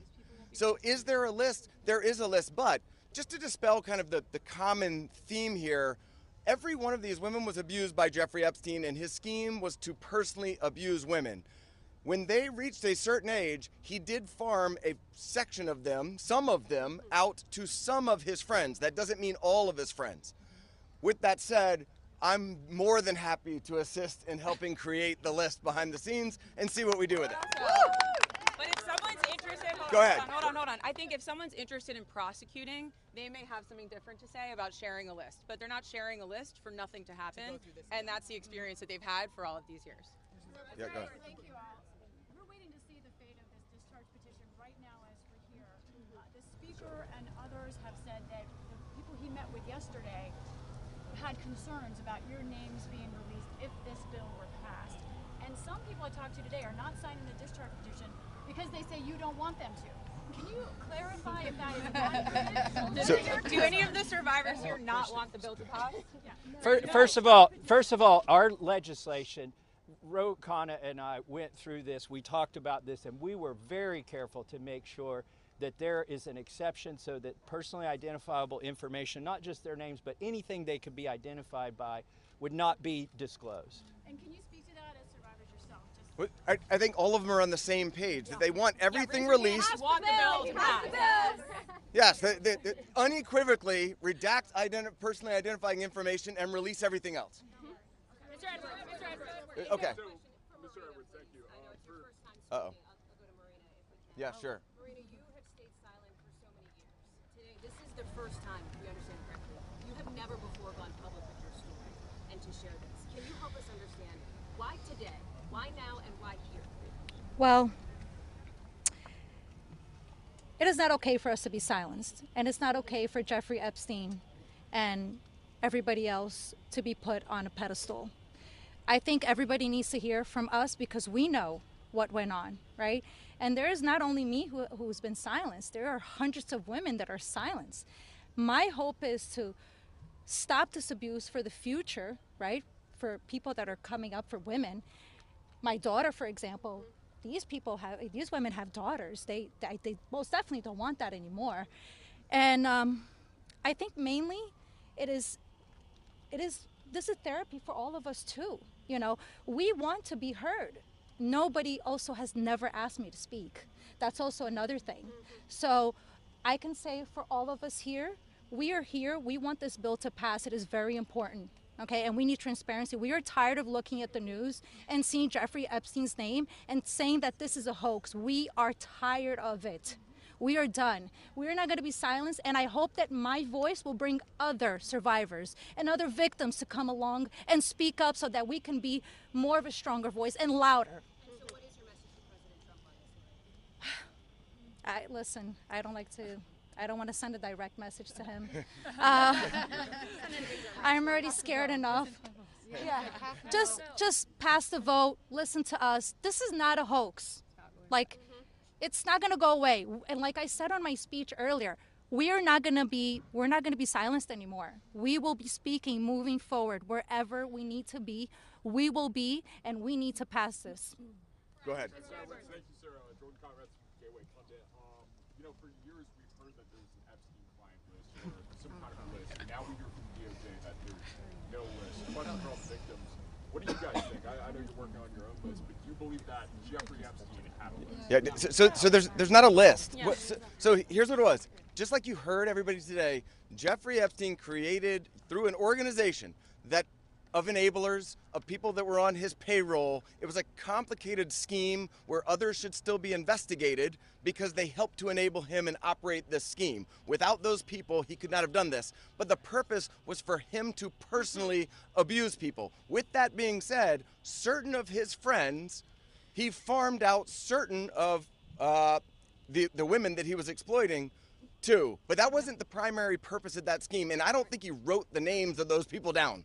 There's not a list of, hey, here's all of the people that I sent females to. That's just not how that organization worked. Mr. Edwards, Agreed? Is there any evidence that Jeffrey Epstein was involved with or tied to the CIA or a foreign intelligence operation? I think that the safest thing for me to say is all files should come out, whether it is for this with the CIA, FinCEN, SEC, FBI. I'm not just making these up haphazardly. I'm giving you a roadmap where to look. So if this bill Go ahead.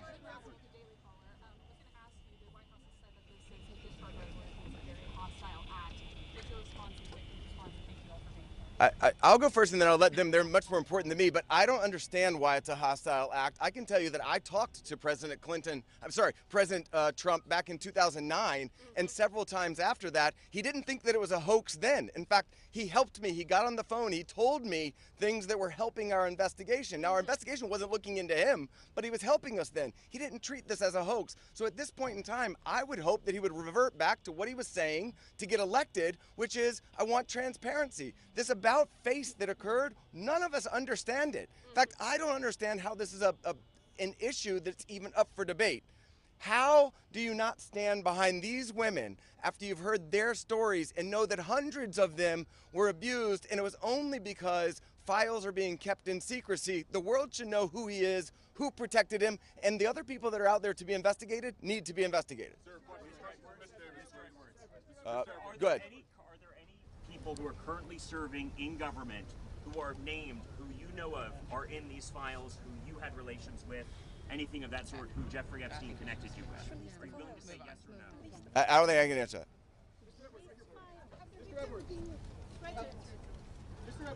Sorry.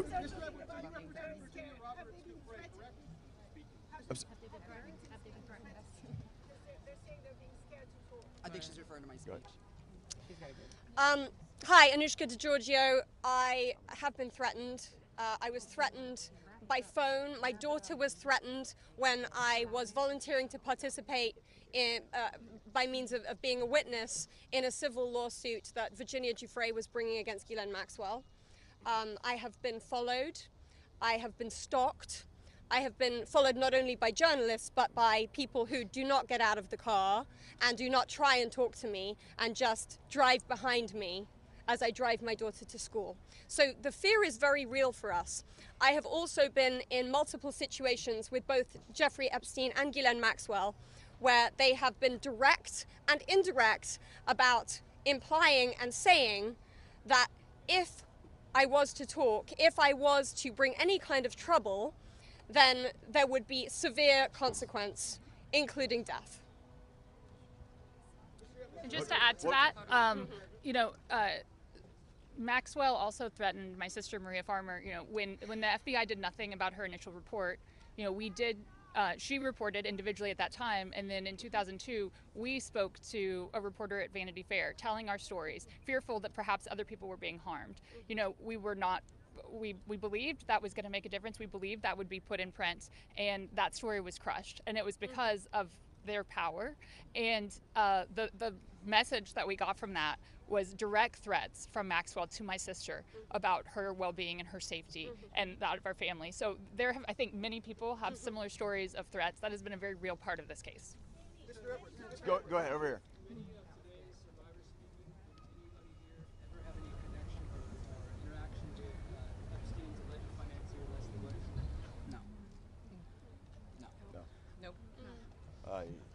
Do you want to address that? I just want to say one thing that's very clear. When people say, please share names, there are names that are very well known, like that of Les Wexner, who everyone knows supplied an enormous amount of Epstein's financial wealth and allowed this operation to happen. So it's, I think, confusing to many of us why there have not been more ramifications for him, and he's been seen as a victim when clearly I believe there's more to it.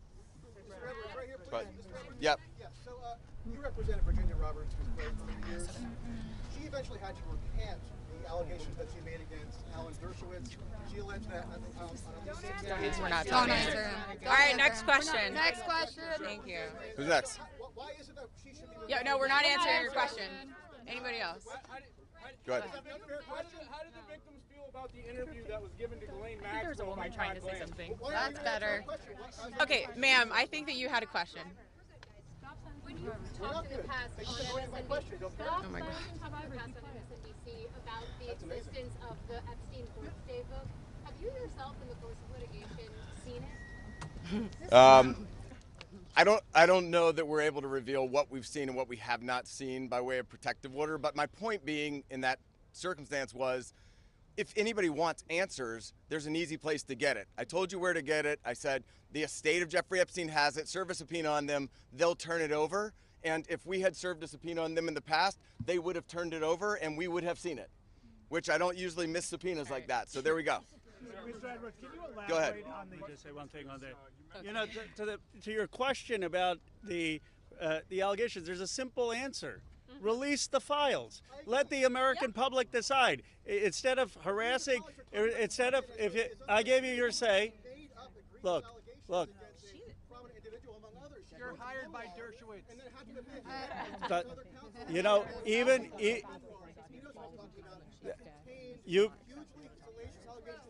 you've been heard. And even Alan Dershowitz says, release the files. Release the files. That is the answer, and that's what we're here for. And that is the. Yeah. You gotta go. You gotta go. Can you elaborate on the... Sorry.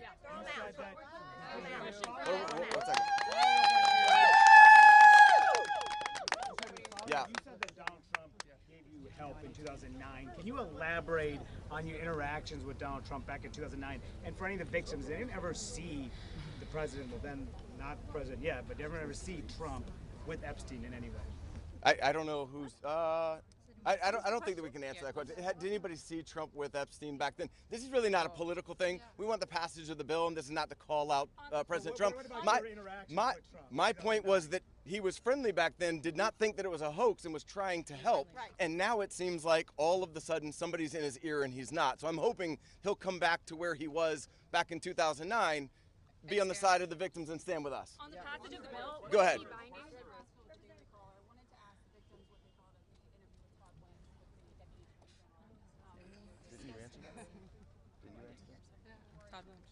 Do you want to answer it? Teresa will step up. I would, Teresa J. Home.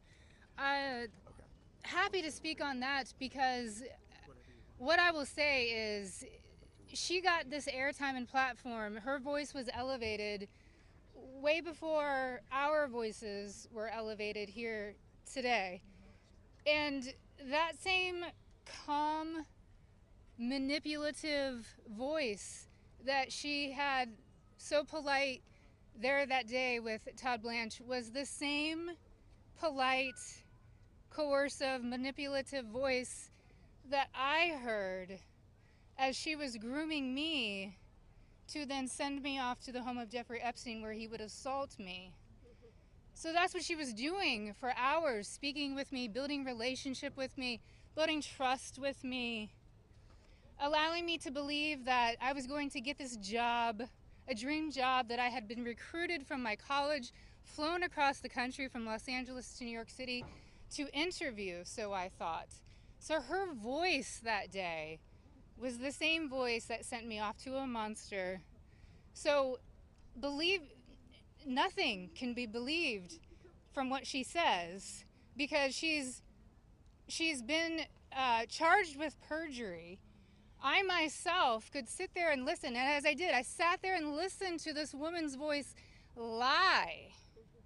And there was no pushback from Todd Blanche because does he even have the facts to be able to push back on her? Yeah. We could sit there and push back. Why didn't we get to attend that? Why weren't we there that day? Or why wasn't even one of us consulted prior to that day in that meeting? And why on earth has she been moved from Florida to her, it basically is a prison spa. I mean, you know, let's be real. None of us were consulted. I found out, just like everyone here found out, through the media, through all of you.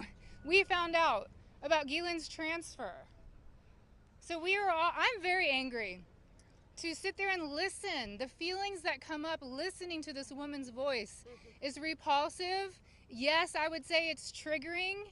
We all work very hard on healing, and it still gets to us after 2 decades. It's a very long answer, but it's repulsive to sit there and listen to her voice in her interview. Can we take two more questions? One over here.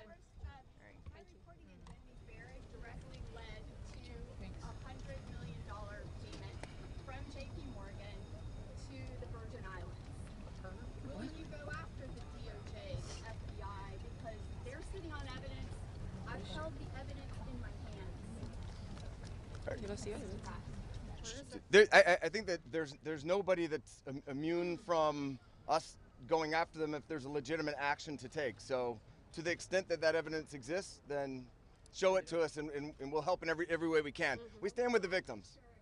Okay. One more. Can the survivors speak to, speaking of being threatened and being afraid to come forward with a story, to the case of Katie Johnson, who alleged that Donald Trump and Jeffrey Epstein... I don't think we can talk about. I don't think we can talk about that case. I do think it's worth saying, though, despite the comments that he made, Virginia Roberts Giuffre is an American hero. She is somebody without whom we would not be able to have this voice. She was the one who had courage to name names, speak out against people, and she was standing up against everybody at one time with an enormous amount of pressure. And most of these women are here because of Virginia Roberts Giuffre. So, all right, last one.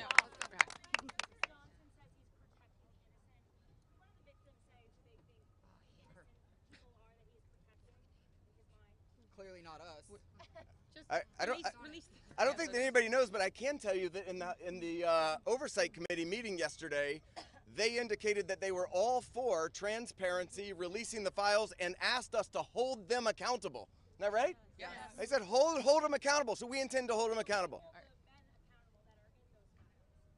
That's up to them. We're going to show them where to go with it, and as long as they're doing their job, they should. I'm going to turn it back over to Ro Khanna. Thank you. Let me just say this. Let me say this. I think the people back who are testifying here today or speaking out today, they are American heroes. Let's give them another round of applause. And you say, look, Thomas, Marjorie, and I, we're huge believers in the First Amendment, and we believe in free speech, and we take abuse all the time. But you see, you see why it's so hard to do what they have done, because they come forward and you subject yourself to national scrutiny and national questioning. And I just want to say from the bottom of my heart how appreciative I am and how proud I am of what you've done today. You've made a big difference. Before I bring on Marjorie and then Thomas will have the last word, I want to summarize 3 basic things that I heard from the survivors. First, they want to know why our government covered up for someone rich and powerful. Why is it that we have 2 Americas? People say, why do you need to release the Epstein files if Epstein is dead and Maxwell is in jail? Because we don't know who all was involved in the cover-up. Why are there rich and powerful people who didn't have justice? They want to know that. Second, many said it's important for their own closure. They don't know their own abuse. They want to understand what's in these files for themselves. And third, we heard that there are many others who obviously were involved. And they want to know, and the American people deserve to know what was there in those files. I actually think they're helping us come together as a country. Yes. I've never done a press conference with Marjorie Taylor Greene before. You know, I've done some with Thomas, but look, this country is divided, it's exhausted. This is one thing that we can come together on. Yes. And I was very clear with Thomas. This is not against President Trump. I would like nothing more than a Truth Social post for him after this press conference saying, just release the files. Be with Massie Kana. This is about something much deeper. It is about bringing this country together to stand for America's kids, to restore trust, and to move this country forward. So thank you to the survivors for helping us do that. Now I want to introduce Marjorie Taylor Greene. Thank you. Thank you. For everyone watching at home, I think it's important to put yourself in these women's shoes. As you're questioning, why can't they just name the names? What you don't realize is they just told their stories of being raped and being abused, being victimized, being manipulated, being coerced, and basically held in a prison of captivity of sexual abuse while they were young teenagers and extremely young, vulnerable women. And in Jeffrey Epstein's home and the places they went with him, they saw the most powerful people in the world in his pictures, and they saw him with those people. Can you imagine how terrifying it would be to name names like that? These are some of the richest, most powerful people in the world that could sue these women into poverty and homelessness. Yeah, it's a scary thing to name names, but I will tell you, I'm not afraid to name names. And so if they want to give me a list, I will walk in that Capitol on the House floor and I'll say every damn name that abused these women. I can do that for them, and I'd be proud to do it. Now, another thing, this is not about politics, and this is a boiling point in American history where the American people, just like Roe just said, there's become 2 Americas. There's the America for the rich and the powerful and the elite, where they never face any struggles or problems and never experience what real America goes through. And then there's forgotten America that faces all the problems and deals with all the issues and never gets justice for being sexually assaulted and raped by a monster. It shouldn't exist anymore, and people are sick of it. So let's recognize the fact that the administration before and the one before it and the one before it and the one before it and before it never did anything about this.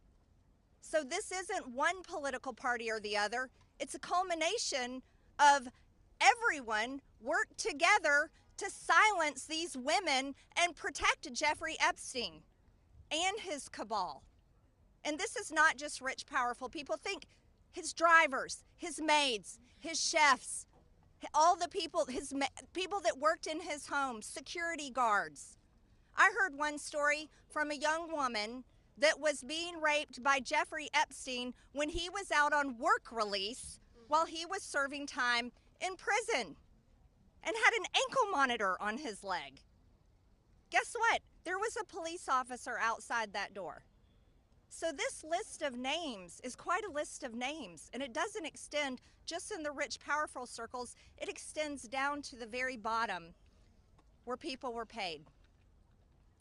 And again, I will say this, there's victims suffering today in similar circumstances, and they're terrified to name the names of the people that are currently abusing them. And so with these brave, courageous women fighting this fight, this is a fight for women and children and any person that is facing sexual abuse and rape and captivity and human trafficking right now. And so here's what I ask you in the press. Don't go for salacious headlines. Go for the truth and defend these women and help those of us in Congress that are crossing our political party lines for doing the right thing and trying to do it together. And thank you, Ro, and thank you, Thomas. And now I recognize Thomas Massey from Kentucky.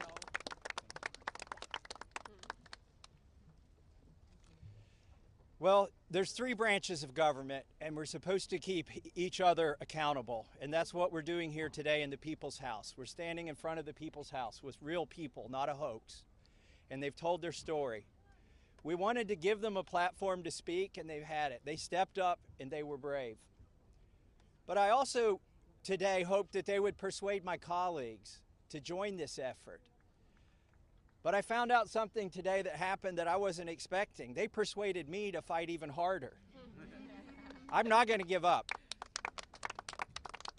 And I want to end with this call to action. First, a call to action to my colleagues who, just an hour before this press conference, were prepared. They were given a fig leaf. We'll put a resolution on the floor so that you can say that you voted to protect the survivors. Their resolution doesn't really do anything. And that's the oldest trick in the swamp.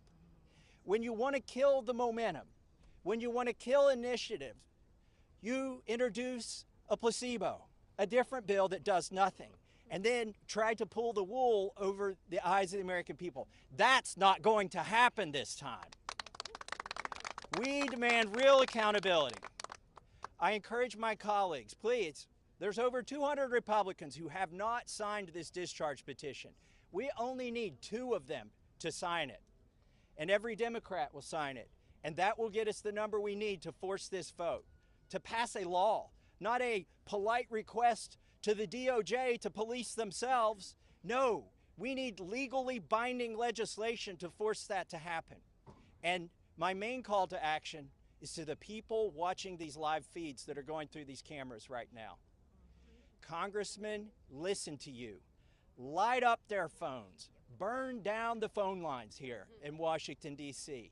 Ask them the questions that these survivors wanted you to ask them. Why won't you be for transparency? Don't accept their answer that the bill has a flaw or that the survivors don't want it. We know that's not true. They wouldn't be fighting it so hard in this town if it wasn't the real bill. So with that, please, call your congressman. Tell him or her to get on this bill and to stand up for these survivors. Thank you and God bless. That's Ian.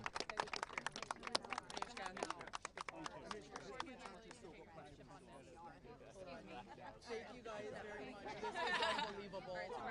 Thank you so much.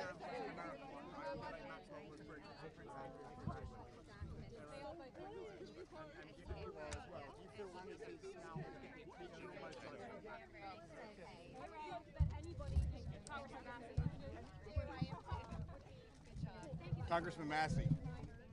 Congressman Massey. Yeah. Are there any Republicans that you might know about who don't want to do this, and why are Republicans so apprehensive?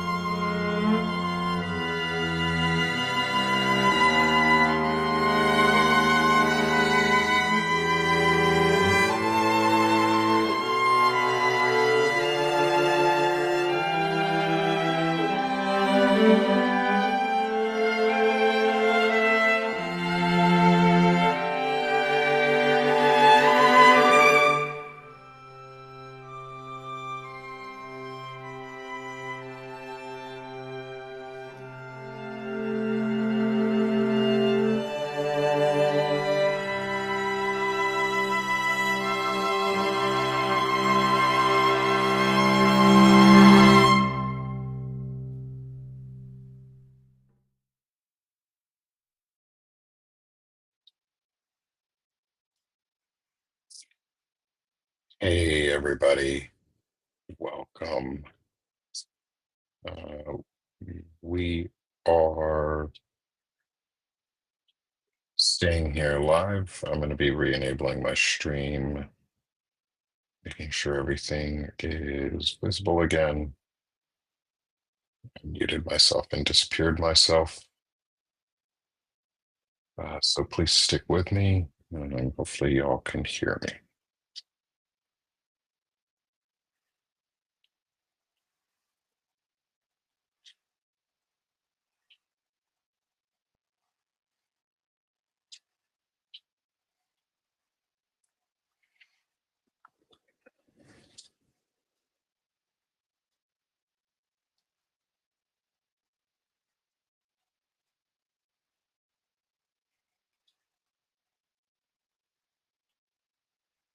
Just getting our sources back.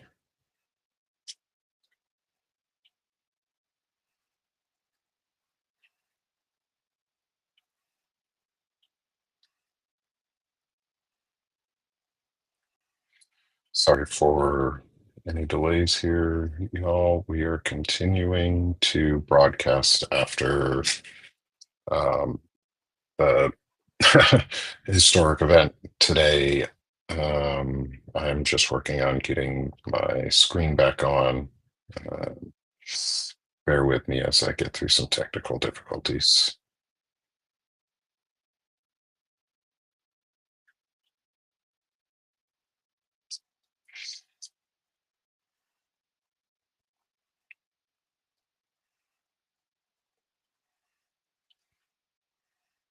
Turn some music back on. For now, if you can hear me while we're listening, this is a piece that I composed while I was in college, and is a string quartet. Just give me another moment.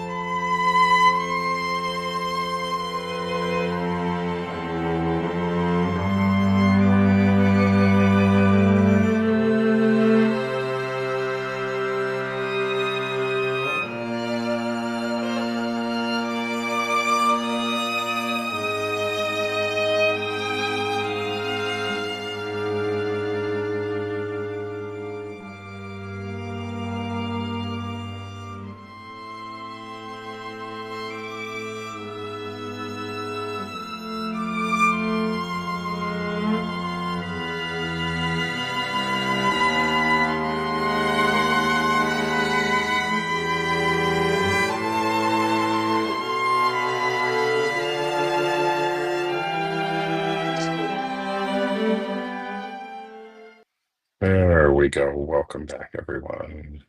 We are back on screen, and it's been a pretty historic day, if we could say the least. And I'm hoping to be joined at some point by some of our other fantastic contributors on Banner and Backbone, streaming through both Sick of This Shit with Nick, and Banner and Backbone. Please join on either one of those platforms. And I'll be pulling in some contributors as we speak. We have Jacob Summers hanging out with us on audio right now, but we'll be seeing about pulling him in for video at some point. We're going to be getting Lawrence Winterman on here in just a moment. To be getting his commentary. We may also be trying to pull in Dana Dubois for her commentary. Ellie Leonard, obviously one of our main contributors, is always welcome, as well as Walter Ryan, Shane Urich, if any of the other contributors are on, Melissa Corrigan.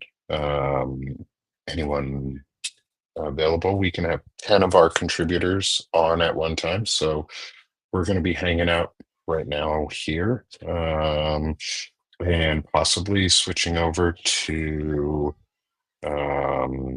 different live at some point.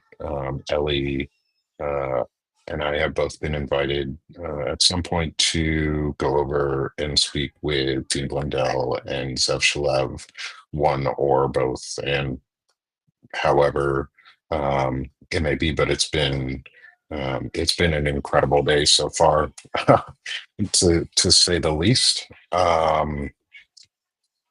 I don't really have much to say in terms of adding to their stories. Like, it's on us now.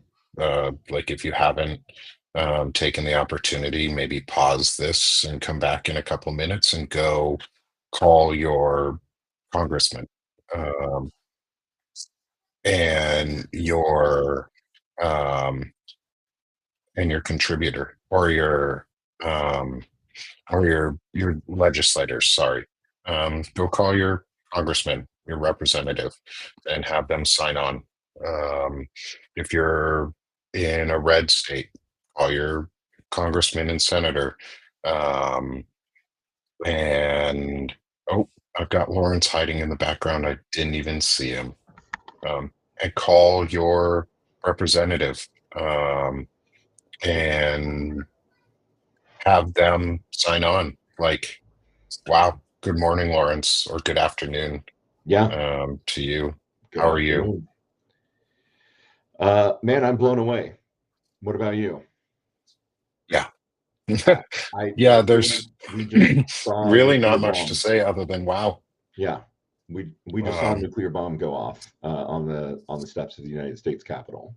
yeah, yeah, we did. And I don't think I don't think we're I don't think we're quite ready yet to know what how the um the results of that are going to be. I think we're going to find out soon.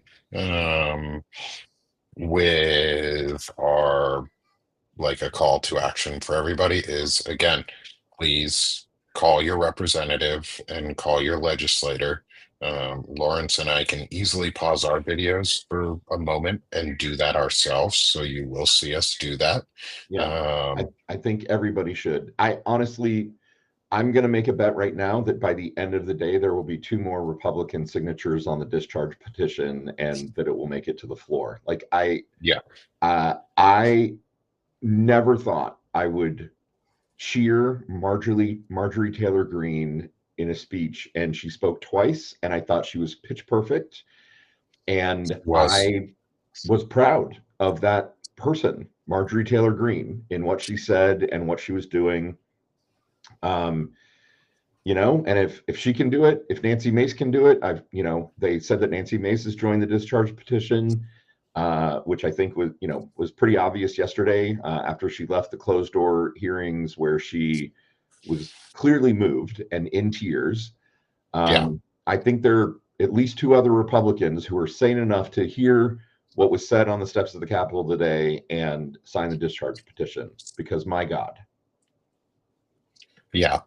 And what I'm doing right now is I'm adding the Capital switchboard number, and I'm just going to put it on there.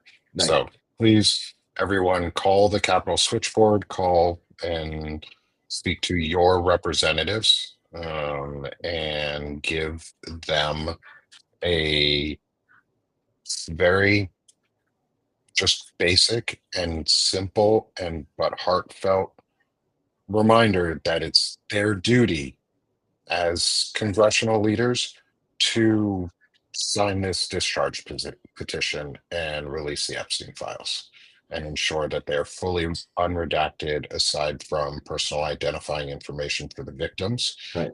so that truth can come to light. Because that's where we're at. Is it's right now, our representatives have the choice to hide the Epstein files and hide the truth, or join in the truth. This is not about politics. This is not about red versus blue.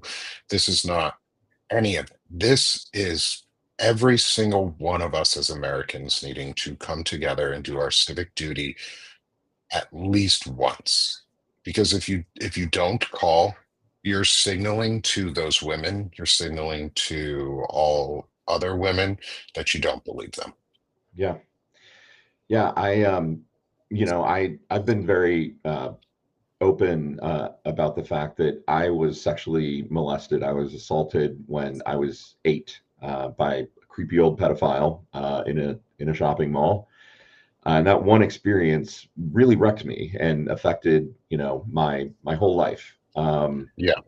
And these women are talking about systematic, repeated rape and abuse. And clearly, every single one of them has, it has impacted their lives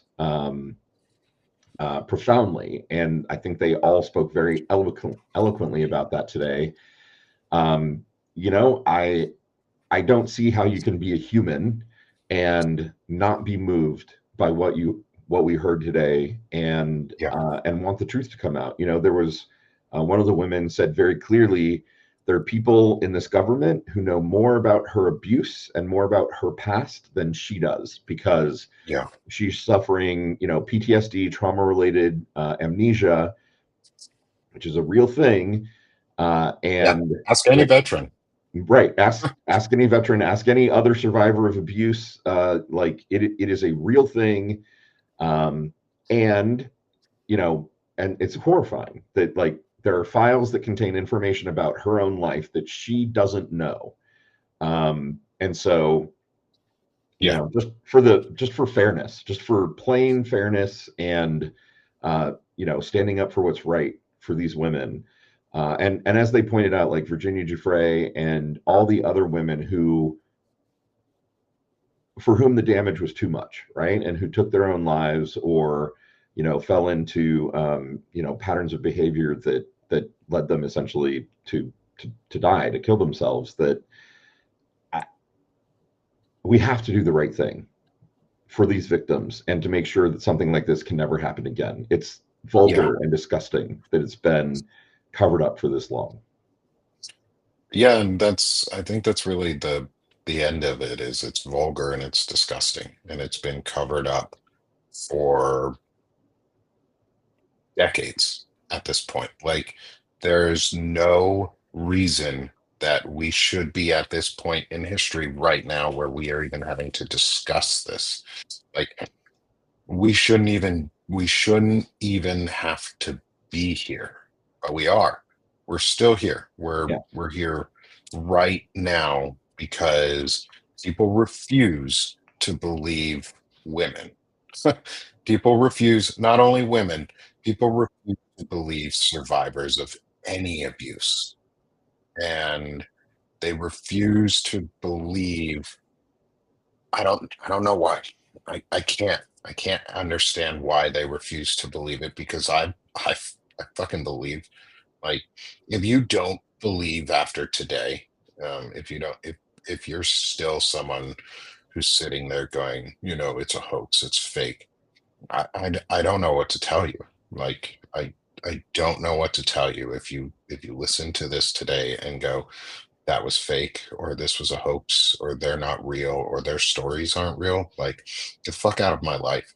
Like, Right. I don't want you in my life. Yeah, no, seriously. This is definitely like, I don't even want to know you if you are listening to this information and choosing to willfully believe the opposite, then fuck that. You're just not even a person operating within good faith about anything. Yeah. Yeah. And like I I I'm glad that Marjorie Taylor Greene was there. I'm glad that Ro Khanna was there. I'm glad that Thomas Massey was there. Like I'm glad that 3 congressional members were brave enough to stand up there, and 2 of them were women. Or sorry, 2 of them were Republican, 1 was a woman. Right. And that takes a lot. Like it takes a lot for Um, all of this to come together, and for Marjorie Taylor Greene to stand side by side with Ro Khanna and Thomas Massey and these victims and survivors is a is an important and powerful message, because it's not about party affiliation. It's not about who voted for who or what. It's about the truth. It's about the stories that these women now have had to relive. Right. And not stories to them, the lives that these women have had to relive and these victims have had to relive over and over and over and over and over, because we fucking refuse to believe them. It's horse shit. Like, fuck. Like, I we Yeah. we don't have to put them through that. We don't have to keep putting them through that. We can just believe them. And the way to do that right now is, we've got the link up, or the phone number up, is call your congressional member on the Capitol switchboard and go, hey, ooh, we got Ellie Leonard joining us.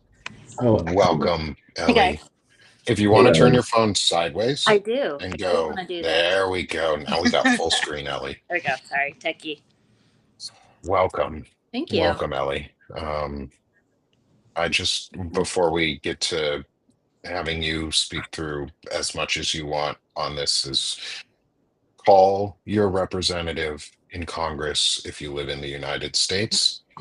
I'm going to go off camera and mute myself, and I'm going to go call my representative and make sure that he knows that I would like him to be signing this discharge petition. My representative is Representative Steve Womack out of Arkansas. He's a Republican. I hope he joins in too, because the truth is important and these voices matter. And it doesn't matter who's on the list in terms of perpetrators. We need to stop protecting perpetrators and we need to start protecting victims. Yeah. So please call your Capitol switchboard, call the switchboard, call your rep, tell them nicely that you would like them to sign this petition.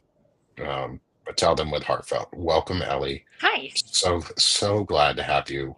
Before Yeah. I jump off for a second, so glad to have you with us. Thank you. Glad to be here So, and take Ellie, it. I felt like today was a nuclear bomb going off on the steps of the Capitol. What do you think? Oh, I think a lot of things. I was taking a lot of notes as we were going, and like right before they came on, I was listening to more of the Maxwell interviews. So I'm trying to be hopeful about it.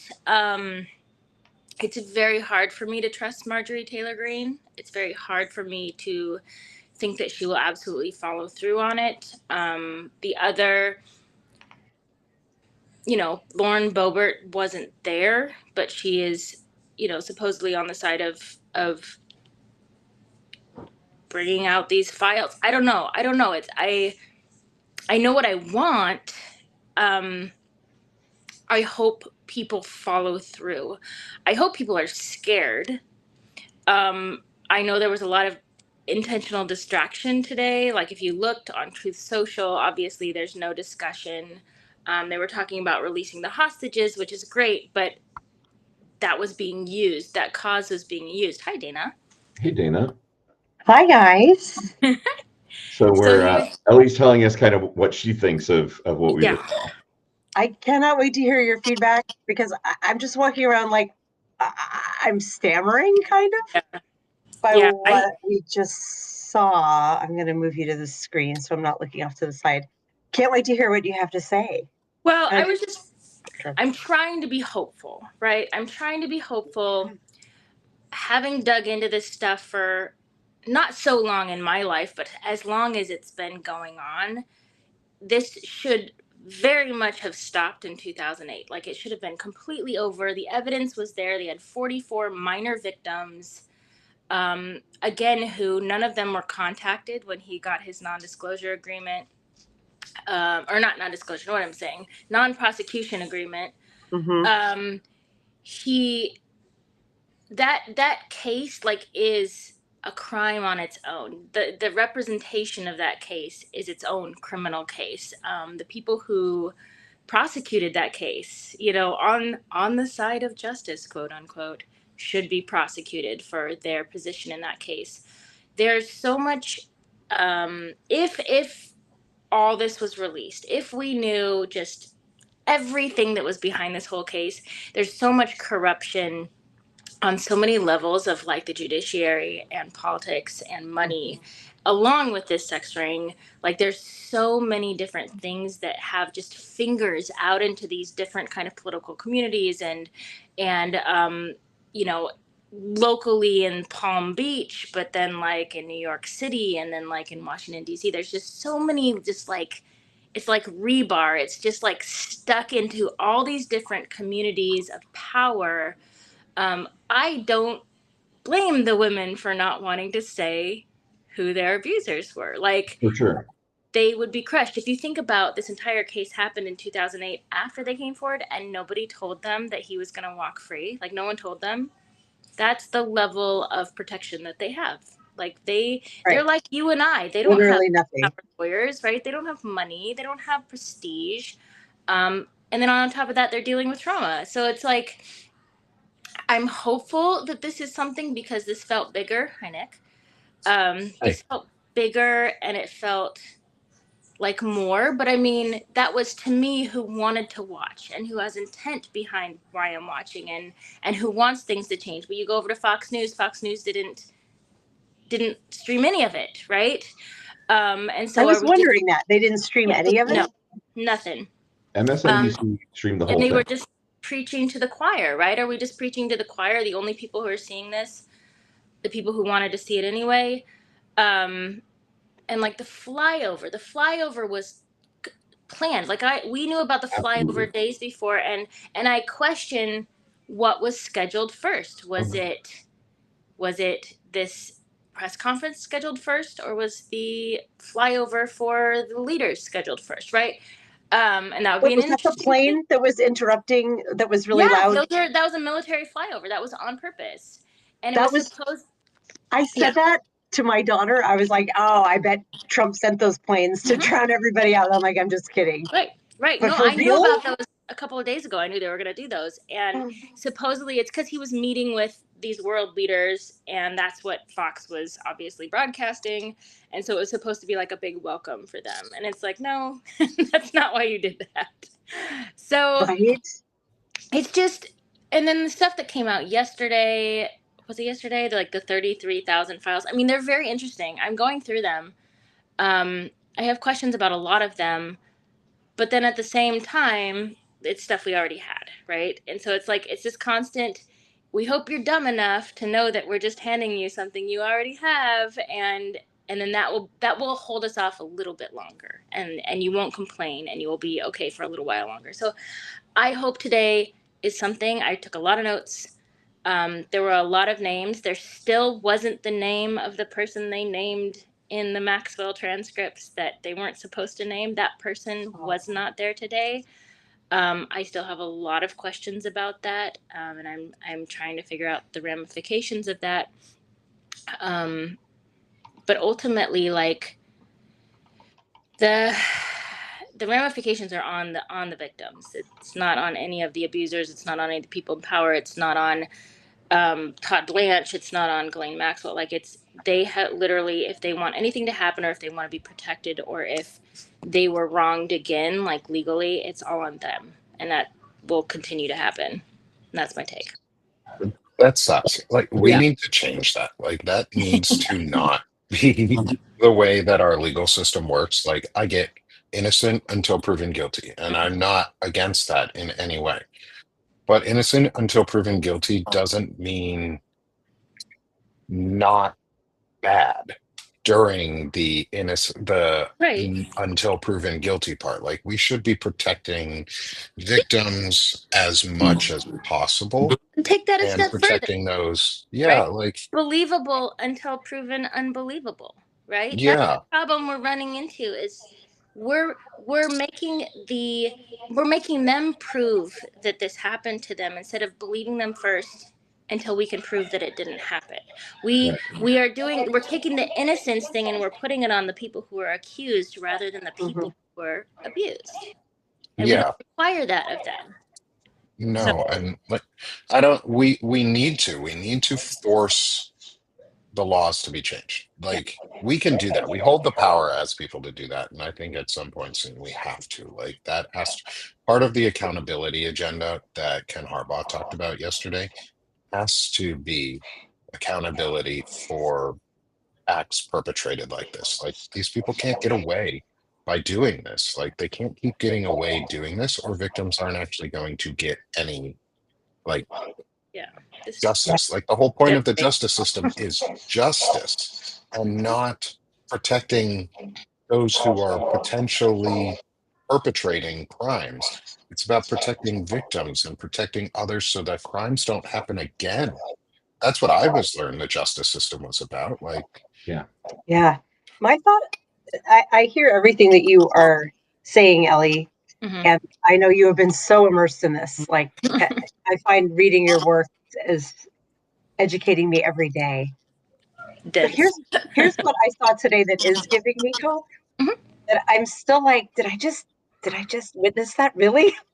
As you can see, my handle here is brand new Marjorie Taylor Greene fan.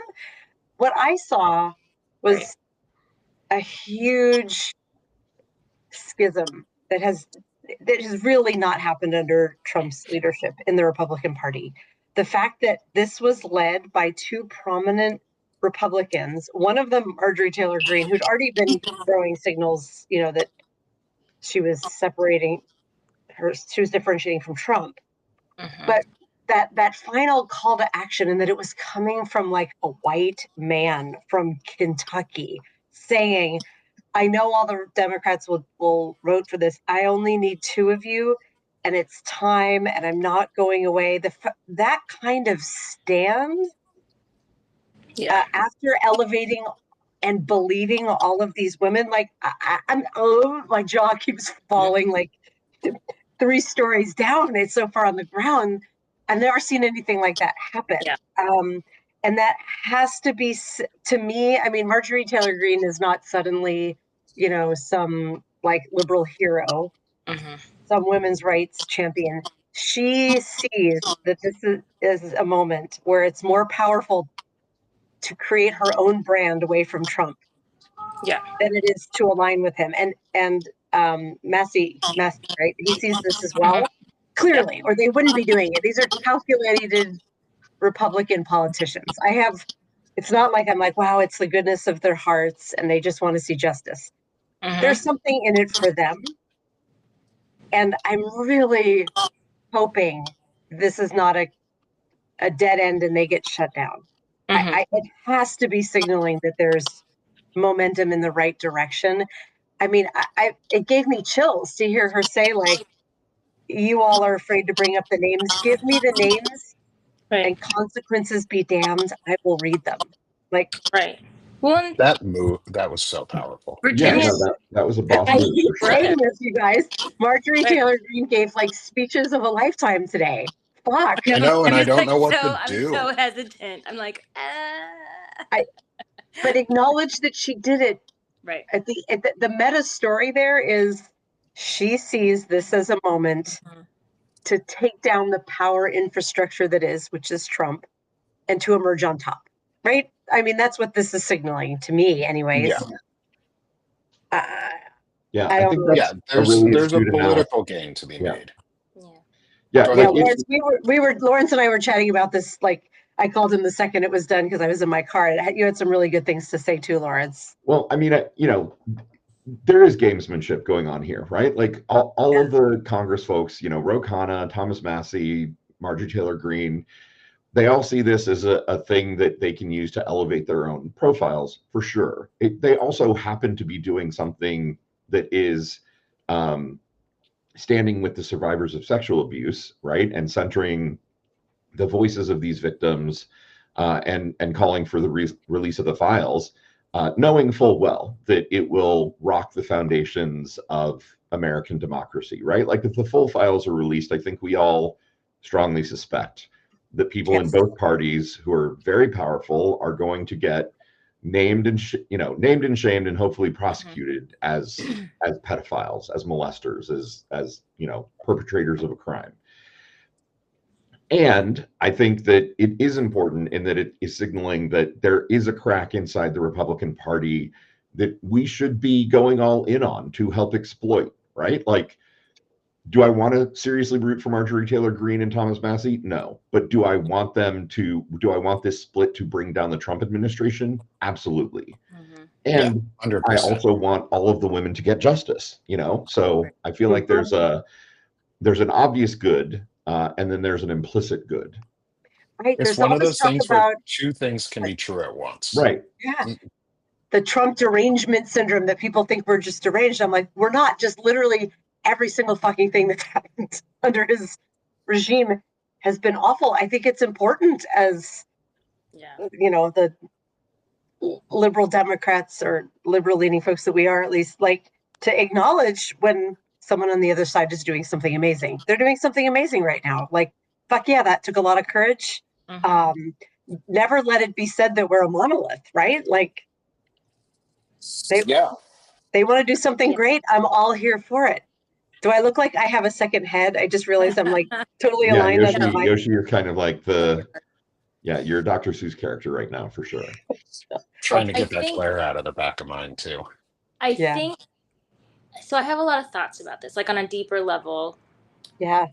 So what's happening and what we're trying to out right now and what we're trying to highlight right now is something that's been around for centuries, right? Like this idea of a child bride, this idea, it's very gender focused. And I think in powerful circles, they still struggle to see how it's wrong to have very young, model-esque girls in Hollywood or in politics or in money, like on Wall Street. I don't think a lot of the most powerful people still think that was wrong or still think what Jeffrey Epstein did was wrong. Right. They just know that societally it's wrong and you can get in trouble for it. But I don't think on a moral level they're really concerned with it. And I think that's a really big wall in this fight to have justice for these women. I question if there are boys and men who are also abused by Jeffrey Epstein and Ghislaine Maxwell. I question if and when they would ever come forward, because I've heard rumors of that, how much of a difference that would make for the Republican Party to be like, you're cut, you're out, we're releasing the files. Because when you deal with a lot of these people in the Republican Party, they're fine with young brides per se, but they would not be fine with the gay thing, right? That would be very, very hard for them. And that would be their breaking point, which is sad on one level that that's what it takes in order to pay attention to any kind of abuse. But I just question what is their line? I don't think they have a problem with it at this point, especially not if they were involved, right? They probably can justify everything in their own heads. But I think there's a lot more people who could have a lot more impact on this story. I mean, obviously there's thousands people, right? So I don't know. I hope that this matters to the people who say that it matters, right? I hope that they're doing more than they're saying. Yeah. I mean, I totally too, get right? your sort of well-justified lack of optimism here, Ellie. And also trying to kind of put on my, normal person hat, not my, political, tuned in person hat. I think what happened today was really impactful. I think your average American is going to see the clips of what happened today and they're going to be like, oh, goddamn, this is really important. Maybe I should pick up my phone and call my congressperson right now. We've got a couple of people in the chat saying that they, maybe don't usually pick up the phone to call, but they did, right? And so I think there are potentially a lot of people who are going to do that. I moved to Indiana a year ago. I live in a Republican, blood red Republican state. I literally, have never tried to call the representative here because he's a Republican. I'm going to call him today. In fact, Nick, kick me out for a minute, or I'll kick myself out. Don't even have to. I'll I'm just going to go mute call him you right and now. hide your Marlon screen. Stutzman is my Hey, congressperson. Lawrence, join the restream on your laptop, and then we can hear you call live. Oh no, I'm not doing that. Lawrence, you should be able to just mute yourself and disable your camera, and that should be able to put you off screen for now. And if it doesn't, I'll just hide you for a little bit. Yeah, maybe I need to go full screen to see my full. Yeah, Nick, I don't seem to have the controls that I thought I would have. Then. Oh wait, no, they are. Sorry. No, you're all right. And what I'll do is when I see Lawrence's little picture show back up that he's on with us, I'll pull him back into the video. But wow, yeah, I called my representative. Like I said, mine is Steve Womack. And it's super important to call. Maybe I should call yours. I'm in Washington State, so it's sort of like Patty Murray and Marie Cantwell. They're already like I could call them, but they, they're already on the right. Cory Booker. What's that? Yeah. Got Cory Booker, so we're good. Oh, you're so good. Yeah. You're so That's good. unfair. That's unfair. Sorry. You both have. I know. But we'll still call them. They still have voices heard. Congratulate him. Didn't he just get engaged? You can just. Yeah. my friend's like, wait, where did Rosario Dawson go? I thought the same thing. I'm like, who is that? Like, wait, hold on. Oh well. I had two thoughts. Sorry. Sorry to interrupt you. I was gonna say I had two thoughts of things that popped up for me today. First, Annie Farmer's a powerhouse. I love her, and I've always loved her. And she was one of the first things that kind of drew me into this story. Was she and her sister? I didn't realize they had a younger sister who was like not involved, but like pictures of her were taken by Jeffrey Epstein and are still in his estate's possession. So I don't know how young she would have been. But Annie Farmer brought up Les Wexner, which I don't think a lot of just your average people know who Les Wexner is, but he's like the financial basis for what made Epstein. And he's still hanging around. Like, he's hanging around, and he has a very innocent persona where people that know him personally are like, oh, he's so generous, he's so kind, he's so innocent. And I'm like, if he's innocent, then he's stupid, right? Right. It's so crazy that at the core of this all, it's just a dude who had a thing for 14-year-old girls. Yeah. Right. 14-year-old girls. Yeah. Every one of them said they were 14 when it started. Just about every one of them. And I was like, That was the one thing. And then the second thing was just how averse to talking about Alan Dershowitz people are. Like, what does he have on everyone? Like, how powerful? Like, how powerful is he? He's got his fingers everywhere. Like, every major trial that I've worked on, at least for my work, has somehow involved him somewhere in it. So I'm just like, what's his deal? So anyway, I thought that was very interesting that everybody's like, no, don't talk about that guy. Nope, don't bring him up. So he must have some sort of like major lawsuit over top of everything that's just like, I will drop this. I wonder if he has a plea deal underneath. I don't know. Like a non-prosecution deal underneath that he has to like, because there's got to be something keeping the discussion about him so quiet. As we talk, we're welcoming back. We're welcoming in Walter Ryan, a good friend of the show and new contributor to Banner and Backbone. And we're pulling on Lawrence. We're going to try and get this to cover the whole screen. Ooh, that's better than having the... Walter, if you turn your camera sideways for us and go pan. There we go. I physically turn my camera like this? Yeah. Oh, that's not what you want. It'll flip. Oh, God. It'll auto-rotate. It'll auto-rotate. I'll just do this. Yeah, How's back that? up a I smidge. can go back. I'll just do It'll the flip old-fashioned unless way, you like have Dad, with the It'll phone auto with the rotate camera. on you. unless you have that turned off. Okay, okay. There we go. Make Walter. He's got it turned off. Oh, he's got auto rotate turned off. I don't know what to. Yeah. Are you on an iPhone, Okay, I'll Walter? just leave it alone. Because you We're could gonna just. get No, everyone I don't do dizzy those. and confused today. All right.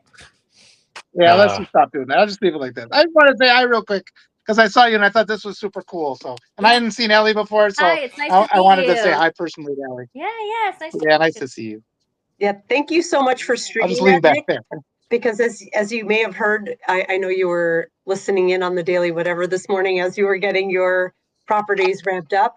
Lawrence and I made a very last minute call to shorten to half an hour and to not do our theme, which was going to be us talking about our writing, because that just felt so tone deaf on the cusp of this major historic release. So I was like, where can I stream this? I don't have live TV. And I was trying all these different sources, and Banner and Backbone work great. So thank you. Yeah, I think I'm you're feeding welcome. back through somebody's mic. Sorry, guys. Yeah, it's you, Dana. When you talk, you're clipping for some reason. I don't know why. Yeah, I'm not seeing anyone show up. It's weird.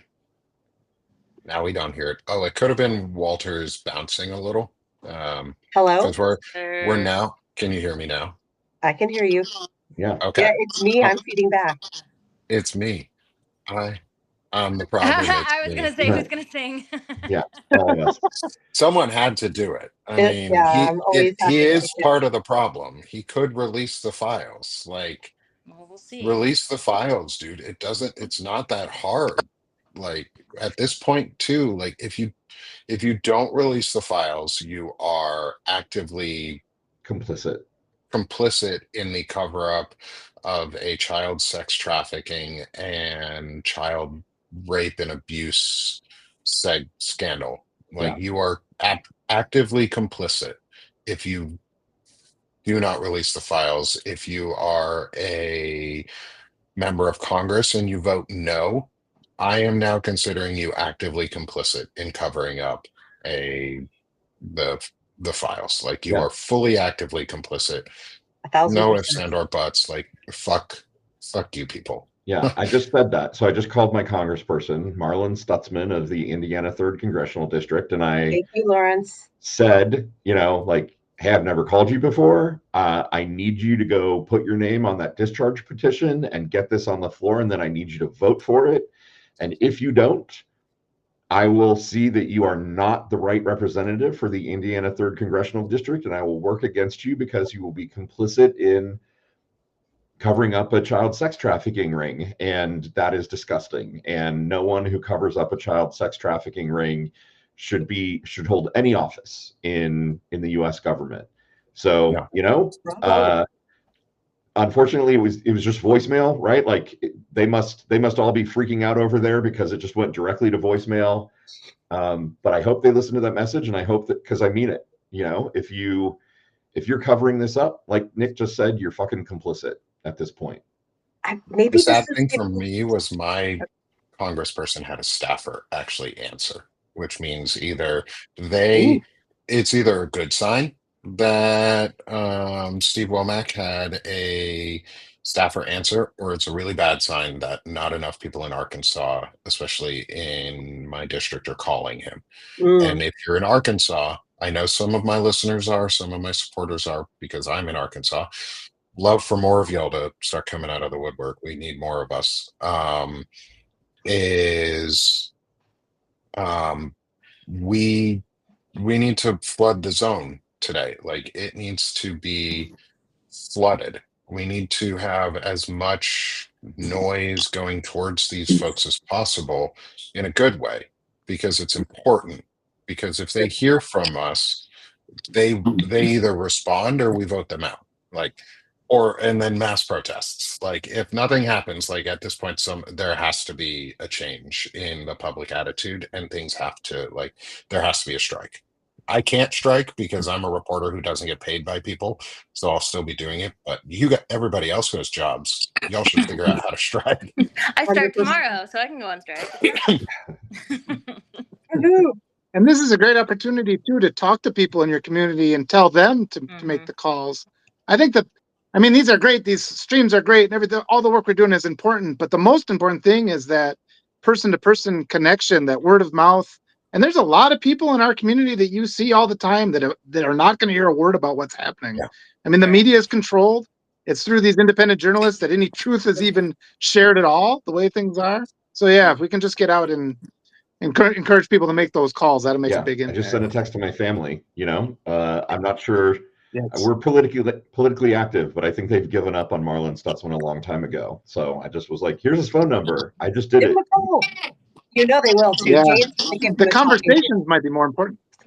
What? Yeah, Walter, with my family, the conversations, we're all violently on the same side, right? Like we argue about the details, not the overarching issue, because we're all liberals screaming into a void of redness. I'm happy. I'm gonna come hang out at your house. I'm happy to hear that. I Yeah. appreciate that. Good. I'm just happy that, like, I've been waiting for years and years for there to be like a Republican. Sorry, you guys, I may have to drop because of my audio. But a Republican movement that's different from Trump. Like, we need a sensible conservative side in politics.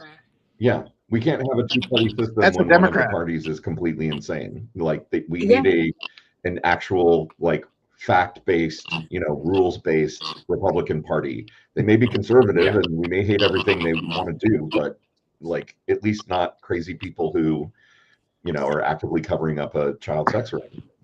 Yeah, and what's wrong with conservative? Yes. Like, conservative means conserving, like conserving a system or conserving values or conserving truth or conserving something. Like, you have to want to protect and defend something to want to conserve it. Like, these folks aren't conserving a constitutional system, they're trying to destroy Right. our stuff. And it's so nice to see, at least for now, a group of Republicans who are beginning to at least break the spell of Trump, which is the first step. Like, if we can break Trump from being the main, like, figure, like, if they no longer have a messiah, then the movement begins to break. They, like, the tech bros don't like the Christo fascists. They work with each other for convenience, for power. And having Marjorie Taylor Greene, who may be part of one of those groups and for convenience of power, but what she said today was really, really powerful, and it needs to be Yeah. acknowledged that she said something really powerful. And I was moved by what she said. And in this moment, I believe her. I believe the truth that she was saying. I believe that she would be willing to go stand on the floor of Congress and read every single name if she was provided a list of names. Yeah. I believe her. As should everyone else, because that's what we're here to do, right? Isn't it? We're here to believe. So I'm going to give Marjorie Taylor Greene the benefit of the doubt, and I'm going to believe her because she's doing what's right, and she's doing what's right really, really vocally and really, really strongly, using her privilege to do it. So let's encourage her to keep doing that. Don't encourage her on anything else. Like, encourage her just on that. I've got to say, the Republicans must be like super exhausted. You know what I mean? Like, especially people in the cabinet, they have to be so tired because they're fighting for this thing that I think a long time ago didn't really necessarily represent any of them. Like, everybody remembers your Republican fiscal grandparents. That was just, quiet, flat tax time, and none Right. of this, like, now we have pictures of Trump that he's posting himself on Truth Social that show him holding a Q plus in his hand and looking like the next Right. Messiah or whatever. Like, it's got to be so exhausting. Like, and fearful for them of like, when do I say when, and what does that look like for me? And will my political career be over? Will I be, will I go to jail? Well, how far have I gone that will I go to jail, or will my family be here? Like, there's the point of no return, and I don't know that any of them have it, but it's just the thing. So, like, we were talking about Nancy Mace coming down the hall yesterday crying, and it's like, she's a horrible person who makes horrible decisions, but there's gonna be the thing for her that's like the breaking point, and for her that is she relates to what is being said, and she can't deny that, right? That's a heart level thing, that's a trauma level thing for her. So she can stand up for all these horrible things about not letting anybody use the bathroom. Alligator Alcatraz. Right. And it's like, I can't agree with you because you're a horrible person, but at the same time, you're still human, and humans have breaking points, and this could be her breaking point because she walked out of there having a panic attack. So, and apparently was, because she signed on to the discharge petition, right? Right. Yes. Yeah, no, they announced it at that's what I the press heard. conference. He said that Nancy Mace Yeah, it had was all joined them on women the in discharge. Massey. I mean, that says a lot. They need one more then? They still need 2 more. It's including Nancy Mace that they need 2 more. It's incredible that they still need any more. Like, it says so That's the point. much. Remember when they were going like, and that's an important point to emphasize. Oh, I'm sorry. I was just going to say, we have to make sure everybody underscores. All the Democrats are on board. I'm getting feedback now too, and they're scrounging for the Republicans. So I just find got to give credit where credit's due to the I just Democrats. find it ironic because this was literally the whole platform that they campaigned on, was like ending pedophilia. Yes. And it was Disney, and it was Tom Hanks, and it was, specific people that, Pizzagate. It was all these things that was their actual platform, and now they have something that literally has an FBI file that's proven that people have gone to prison for, and they can't follow through. And I don't understand what hold someone has over you to make you completely say, I can't do it for this, but this is my platform that I stand on. I don't get it. I don't know. Yeah. That's my thought. Thank you. I don't get it either. Yeah, it's there at this point again. If your congressional member does not sign on to this discharge petition and vote yes to have the files released, you should call them and before and after and remind them that they are complicit in hiding child sex trafficking and child abuse and child molestation and child rape and every single thing that we have ever said we all find disgusting. If they are willing to cover that up, you and everyone in your family or whatever, you will hold them responsible and complicit, and you will do everything you can to get them out of office. They need to be afraid of us again as voters, or else they're never going to stop, or else they're never going to release the files. Capitol switchboard number is floating on the bottom for a reason.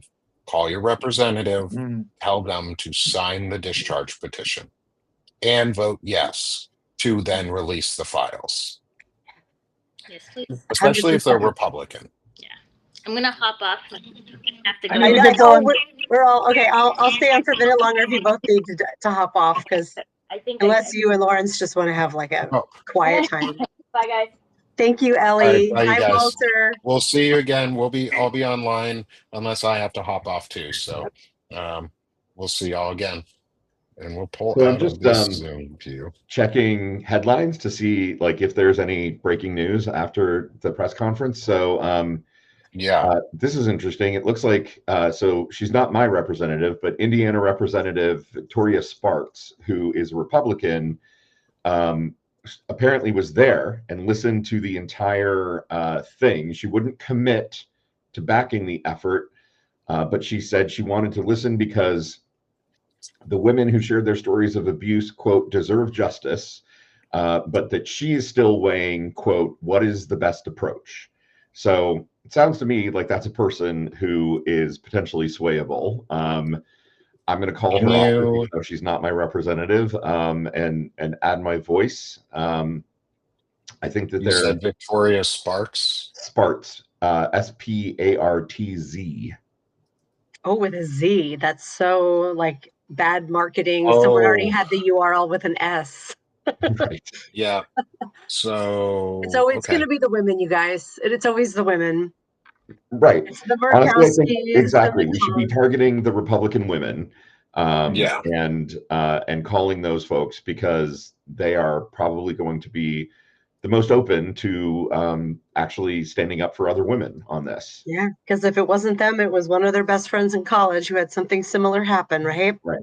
Yeah. And Rachel, yes, Victoria Spartz is Ukrainian American, who Oh, okay. is Republican? interesting on Ukraine.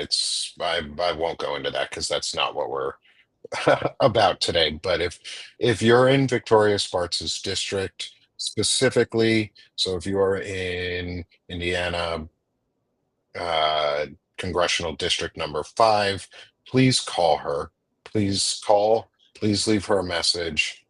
It, and then here's the thing: if you are in a male represented district, if your representative is a male and Republican, call, call, leave message, do the thing. Like, yeah, just call them, because the more men who sign on to this, the more permission structure it then gives. Like Ellie was saying, like I think it was Ellie was saying, or Dana, one of you two was saying there are male victims who haven't come out, I think, or That was Lauren, I Ellie. don't remember. Yeah. Ellie said it. There may be male victims that come out. Like, it's so important that their voices be given a platform too, because we need everyone to understand that this isn't a Republican Party or problem. This isn't a Democratic problem. This is not a men problem just abusing girls. This is abuse of girls and boys. And that has to be despicable to everyone across the board. Like, if you're not, like grossed out just in any way, shape, or form by your politician being willing to be complicit in covering up pedophilia, I don't know what to say anymore. Like, don't be part of a family with people that are normal. Like, go live in the woods somewhere by yourself. The rest of us will be better off. Yeah. Yeah. With you and hopeful. I mean, can you even fathom all the conversations that are happening right now? These frantic, like, oh my God, what do we do? Yeah. Like, oh, I'm sure that Congress must be at like an anthill of activity right now, right? Like all of these representatives who are freaking out because, again, I think this was a nuclear bomb on the steps of the Capitol. Like, I don't see how it was powerful enough that I don't see how any representative could carry on and be like, oh, I didn't know about it, or I didn't hear about it, or I'm not paying attention, right? Like, yeah, I was napping. I didn't bother. if somebody goes, I didn't pay attention, you go, okay, here's the fucking replay. It's your job to pay attention. Now listen. Like, it's their job to listen to Americans speak, right, and do this. Like, do your I damn hope, job. maybe I'm giving way too much credit. I am, because they would have come out if they already had the votes. Now I've got Hamilton in my head. You're gonna need congressional approval and you don't have the votes. I'm hoping behind the scenes that they've got a couple aces in their pockets that they already know that they've got the two. You know what I mean? Like, they're pretty powerful people. Yeah. They already have a bipartisan bill that's, two of the 3 people who were talking today were Republican. One of them was a white dude from Kentucky. Surely one of his besties, if it goes well, has people who are like, all right, if the momentum's moving, if you can show to me that this moves hearts and minds, I'm in. Yeah. And then they're going to roll it out strategically. Please say that their comms team did that. I really hope. Surely they Side didn't note, go Dana, yeah. And this is not the topic of what we're talking about, but this guy right here has never seen Hamilton. No, I haven't. You haven't seen. You've got to just get a Disney Plus membership and watch. Like, Nope. I refuse to pay Disney any more money. If someone wants to pirate, like, I'm not actively suggesting pirating or anything like that, because that is a crime and crimes are punishable and we should be upholding the law. Right. However, I hear you. if I accidentally receive a copy of Hamilton sometime. I It's so I will good, Nick. report it after I watch it to ensure its validity. Mm-hmm. Okay. It is astonishingly good. And No, I know. I've I can't heard. believe you haven't seen it. I remember, Lawrence, when you first finally saw it, because you were kind of late to it. I was early to it because I have kids who are obsessed with it, you know. So I knew all the music before I ever saw the play, and was just, I mean, the whole play is told in song, so you kind of know the whole plot if you've listened to the soundtrack. But we went to see it when it toured through Seattle at great expense, but worth every penny. I mean, it was so good.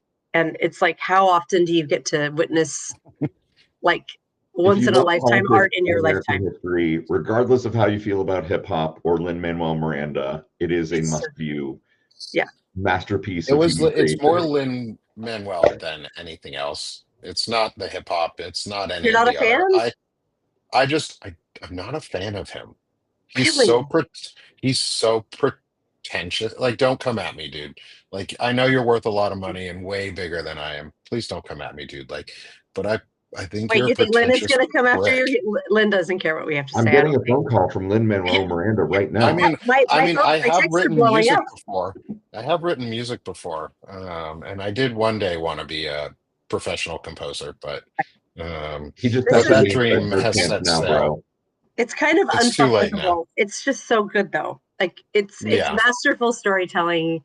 It's wonderful. So you should get over this hurdle that you're facing and just watch it. Is my suggestion. Just find the time to As watch usually it. when someone says you're gonna need congressional approval and you don't have the votes, you got to know what that means. Right. It's like You see, I such a know blunder. some of Sometimes it it. makes me wonder why I even bring the thunder.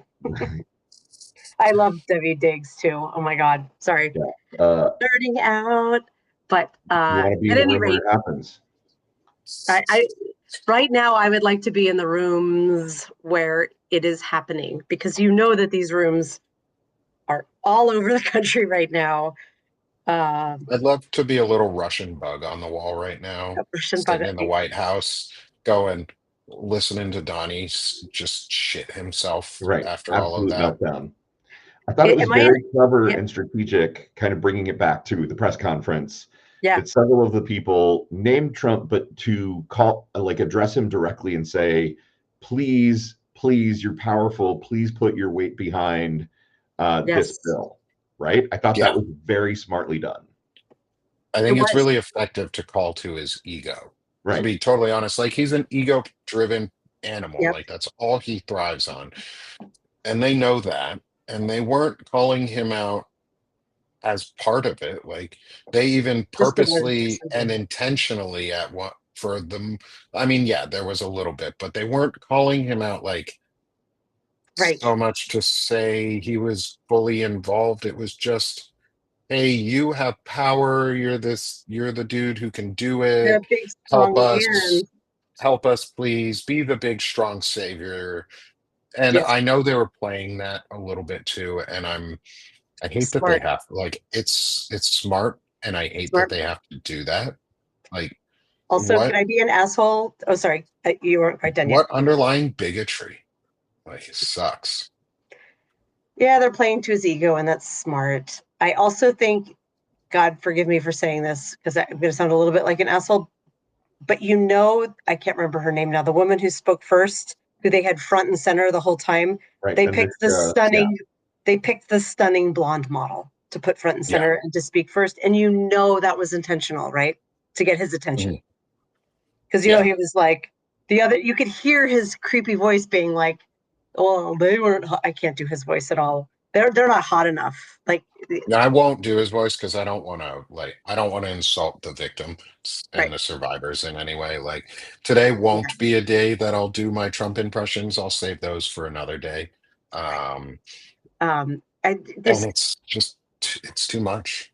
Yeah, it was just such a master class in comms, at least to me. I mean, granted, I'm going to be on their side no matter what, so I may not be the right one to ask. But I thought there was so much there was such a call for unity, the way that when he was like, I've never shared a stage with Marjorie Taylor Greene. This issue unites us all. There was a lot of language around not being a political issue that I thought was really smart. Oh no, Nick hated what No, I I'm just here. said, and there he went. No, I just need to. I'm opening my office door. Completely fine. I No, probably I should loved drop. what you said.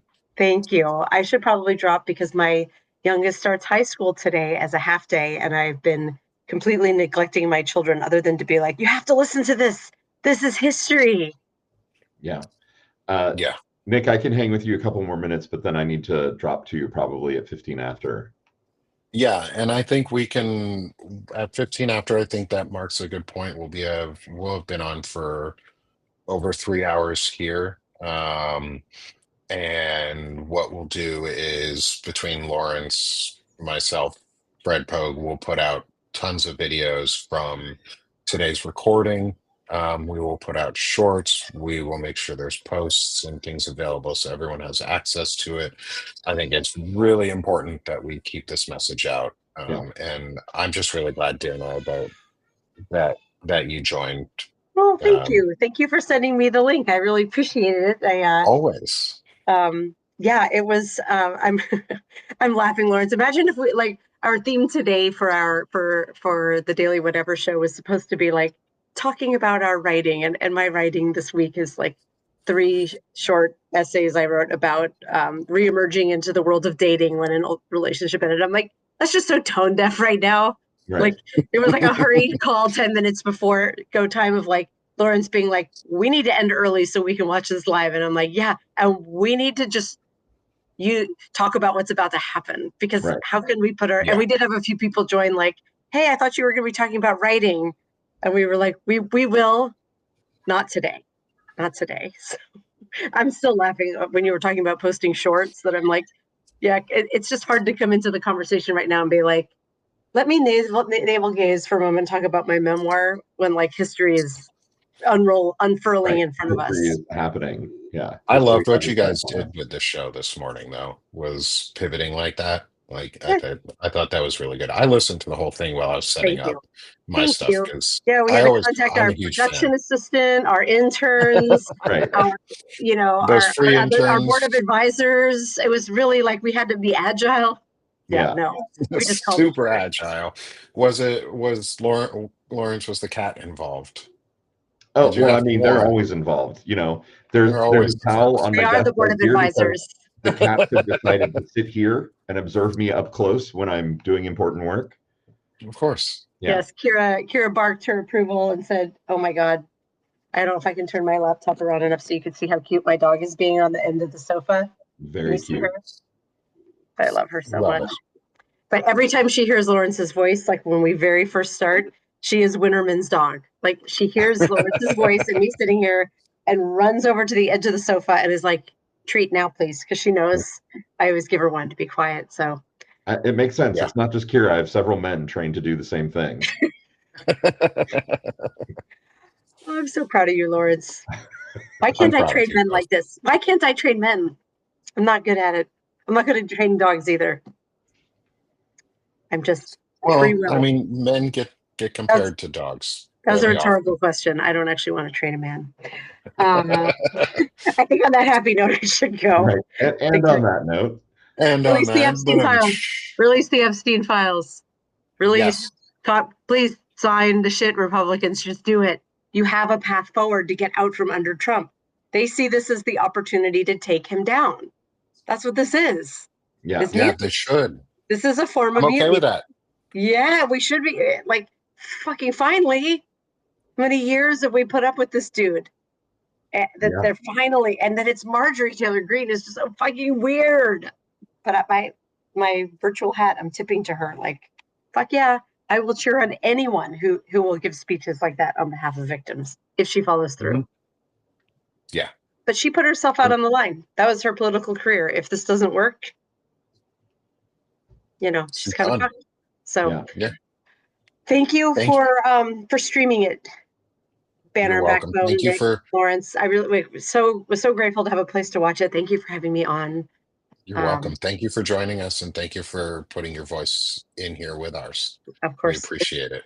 I'm glad to do it. So I'm not that experienced with Restream. I'm just going to close the browser. That'll make me disappear, right?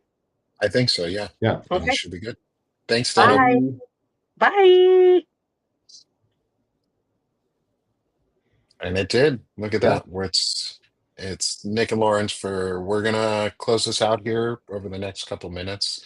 Lawrence, I got some monologuing in there.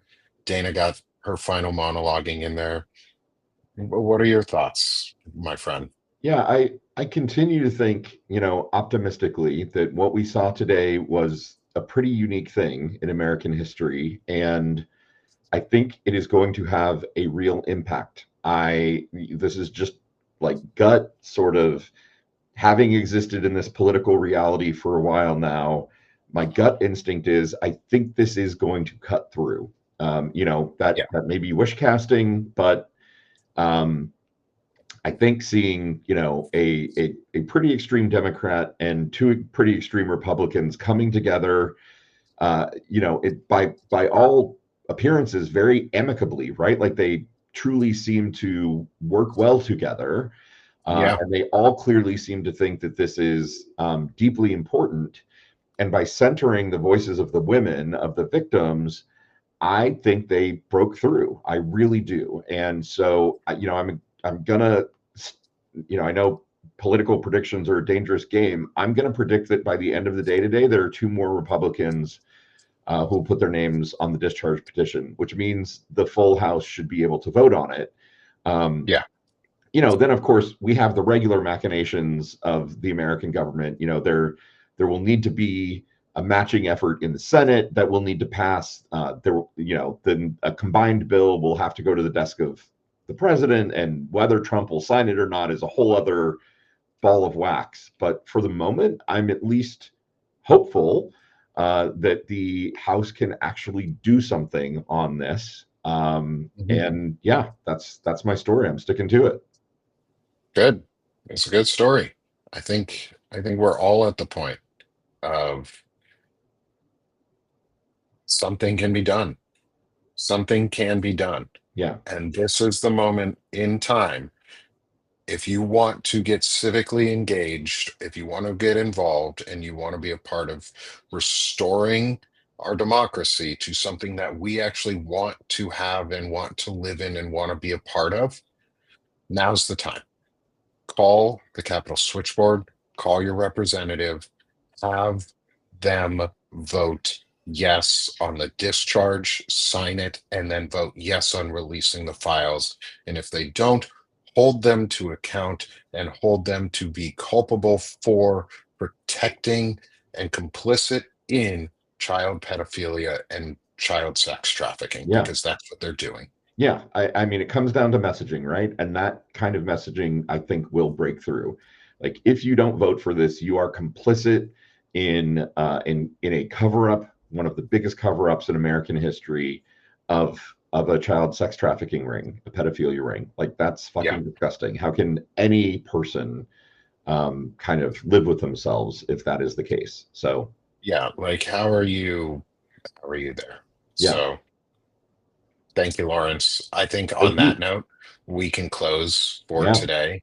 Is go believe, continue to believe these survivors, call your representatives, and make your voices heard. Yeah. This has been an incredible morning and early afternoon. It is not done. We will be continuing different discussions throughout the day. I'll be jumping on at some point, probably later. Hopefully Ellie and I can come back on as well. Keep a lookout for everybody. There's a lot going on and a lot to say, and a lot of news is going to be made today, I think. Call your representatives. Nick, thanks for everything. Thanks for figuring out how to get the actual stream of the event working for Banner and Backbone. It was really, really great, and just really grateful for all the work that you've done to make this so successful. Thank you. Thanks for joining me. Yeah. If you haven't subscribed, subscribe with Banner and Backbone, subscribe with Gen Xe, subscribe with Lawrence Winterman Wrights, subscribe with Sick of the Shit with Nick, subscribe with Dana Dubois.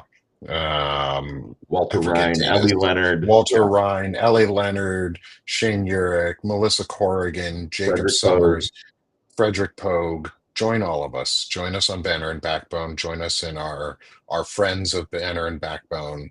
Join us in saving this democracy. Let's do it, friends. Yeah. Thanks, Lawrence. Thank you. Bye, everybody. Bye, everyone. Thanks, y'all.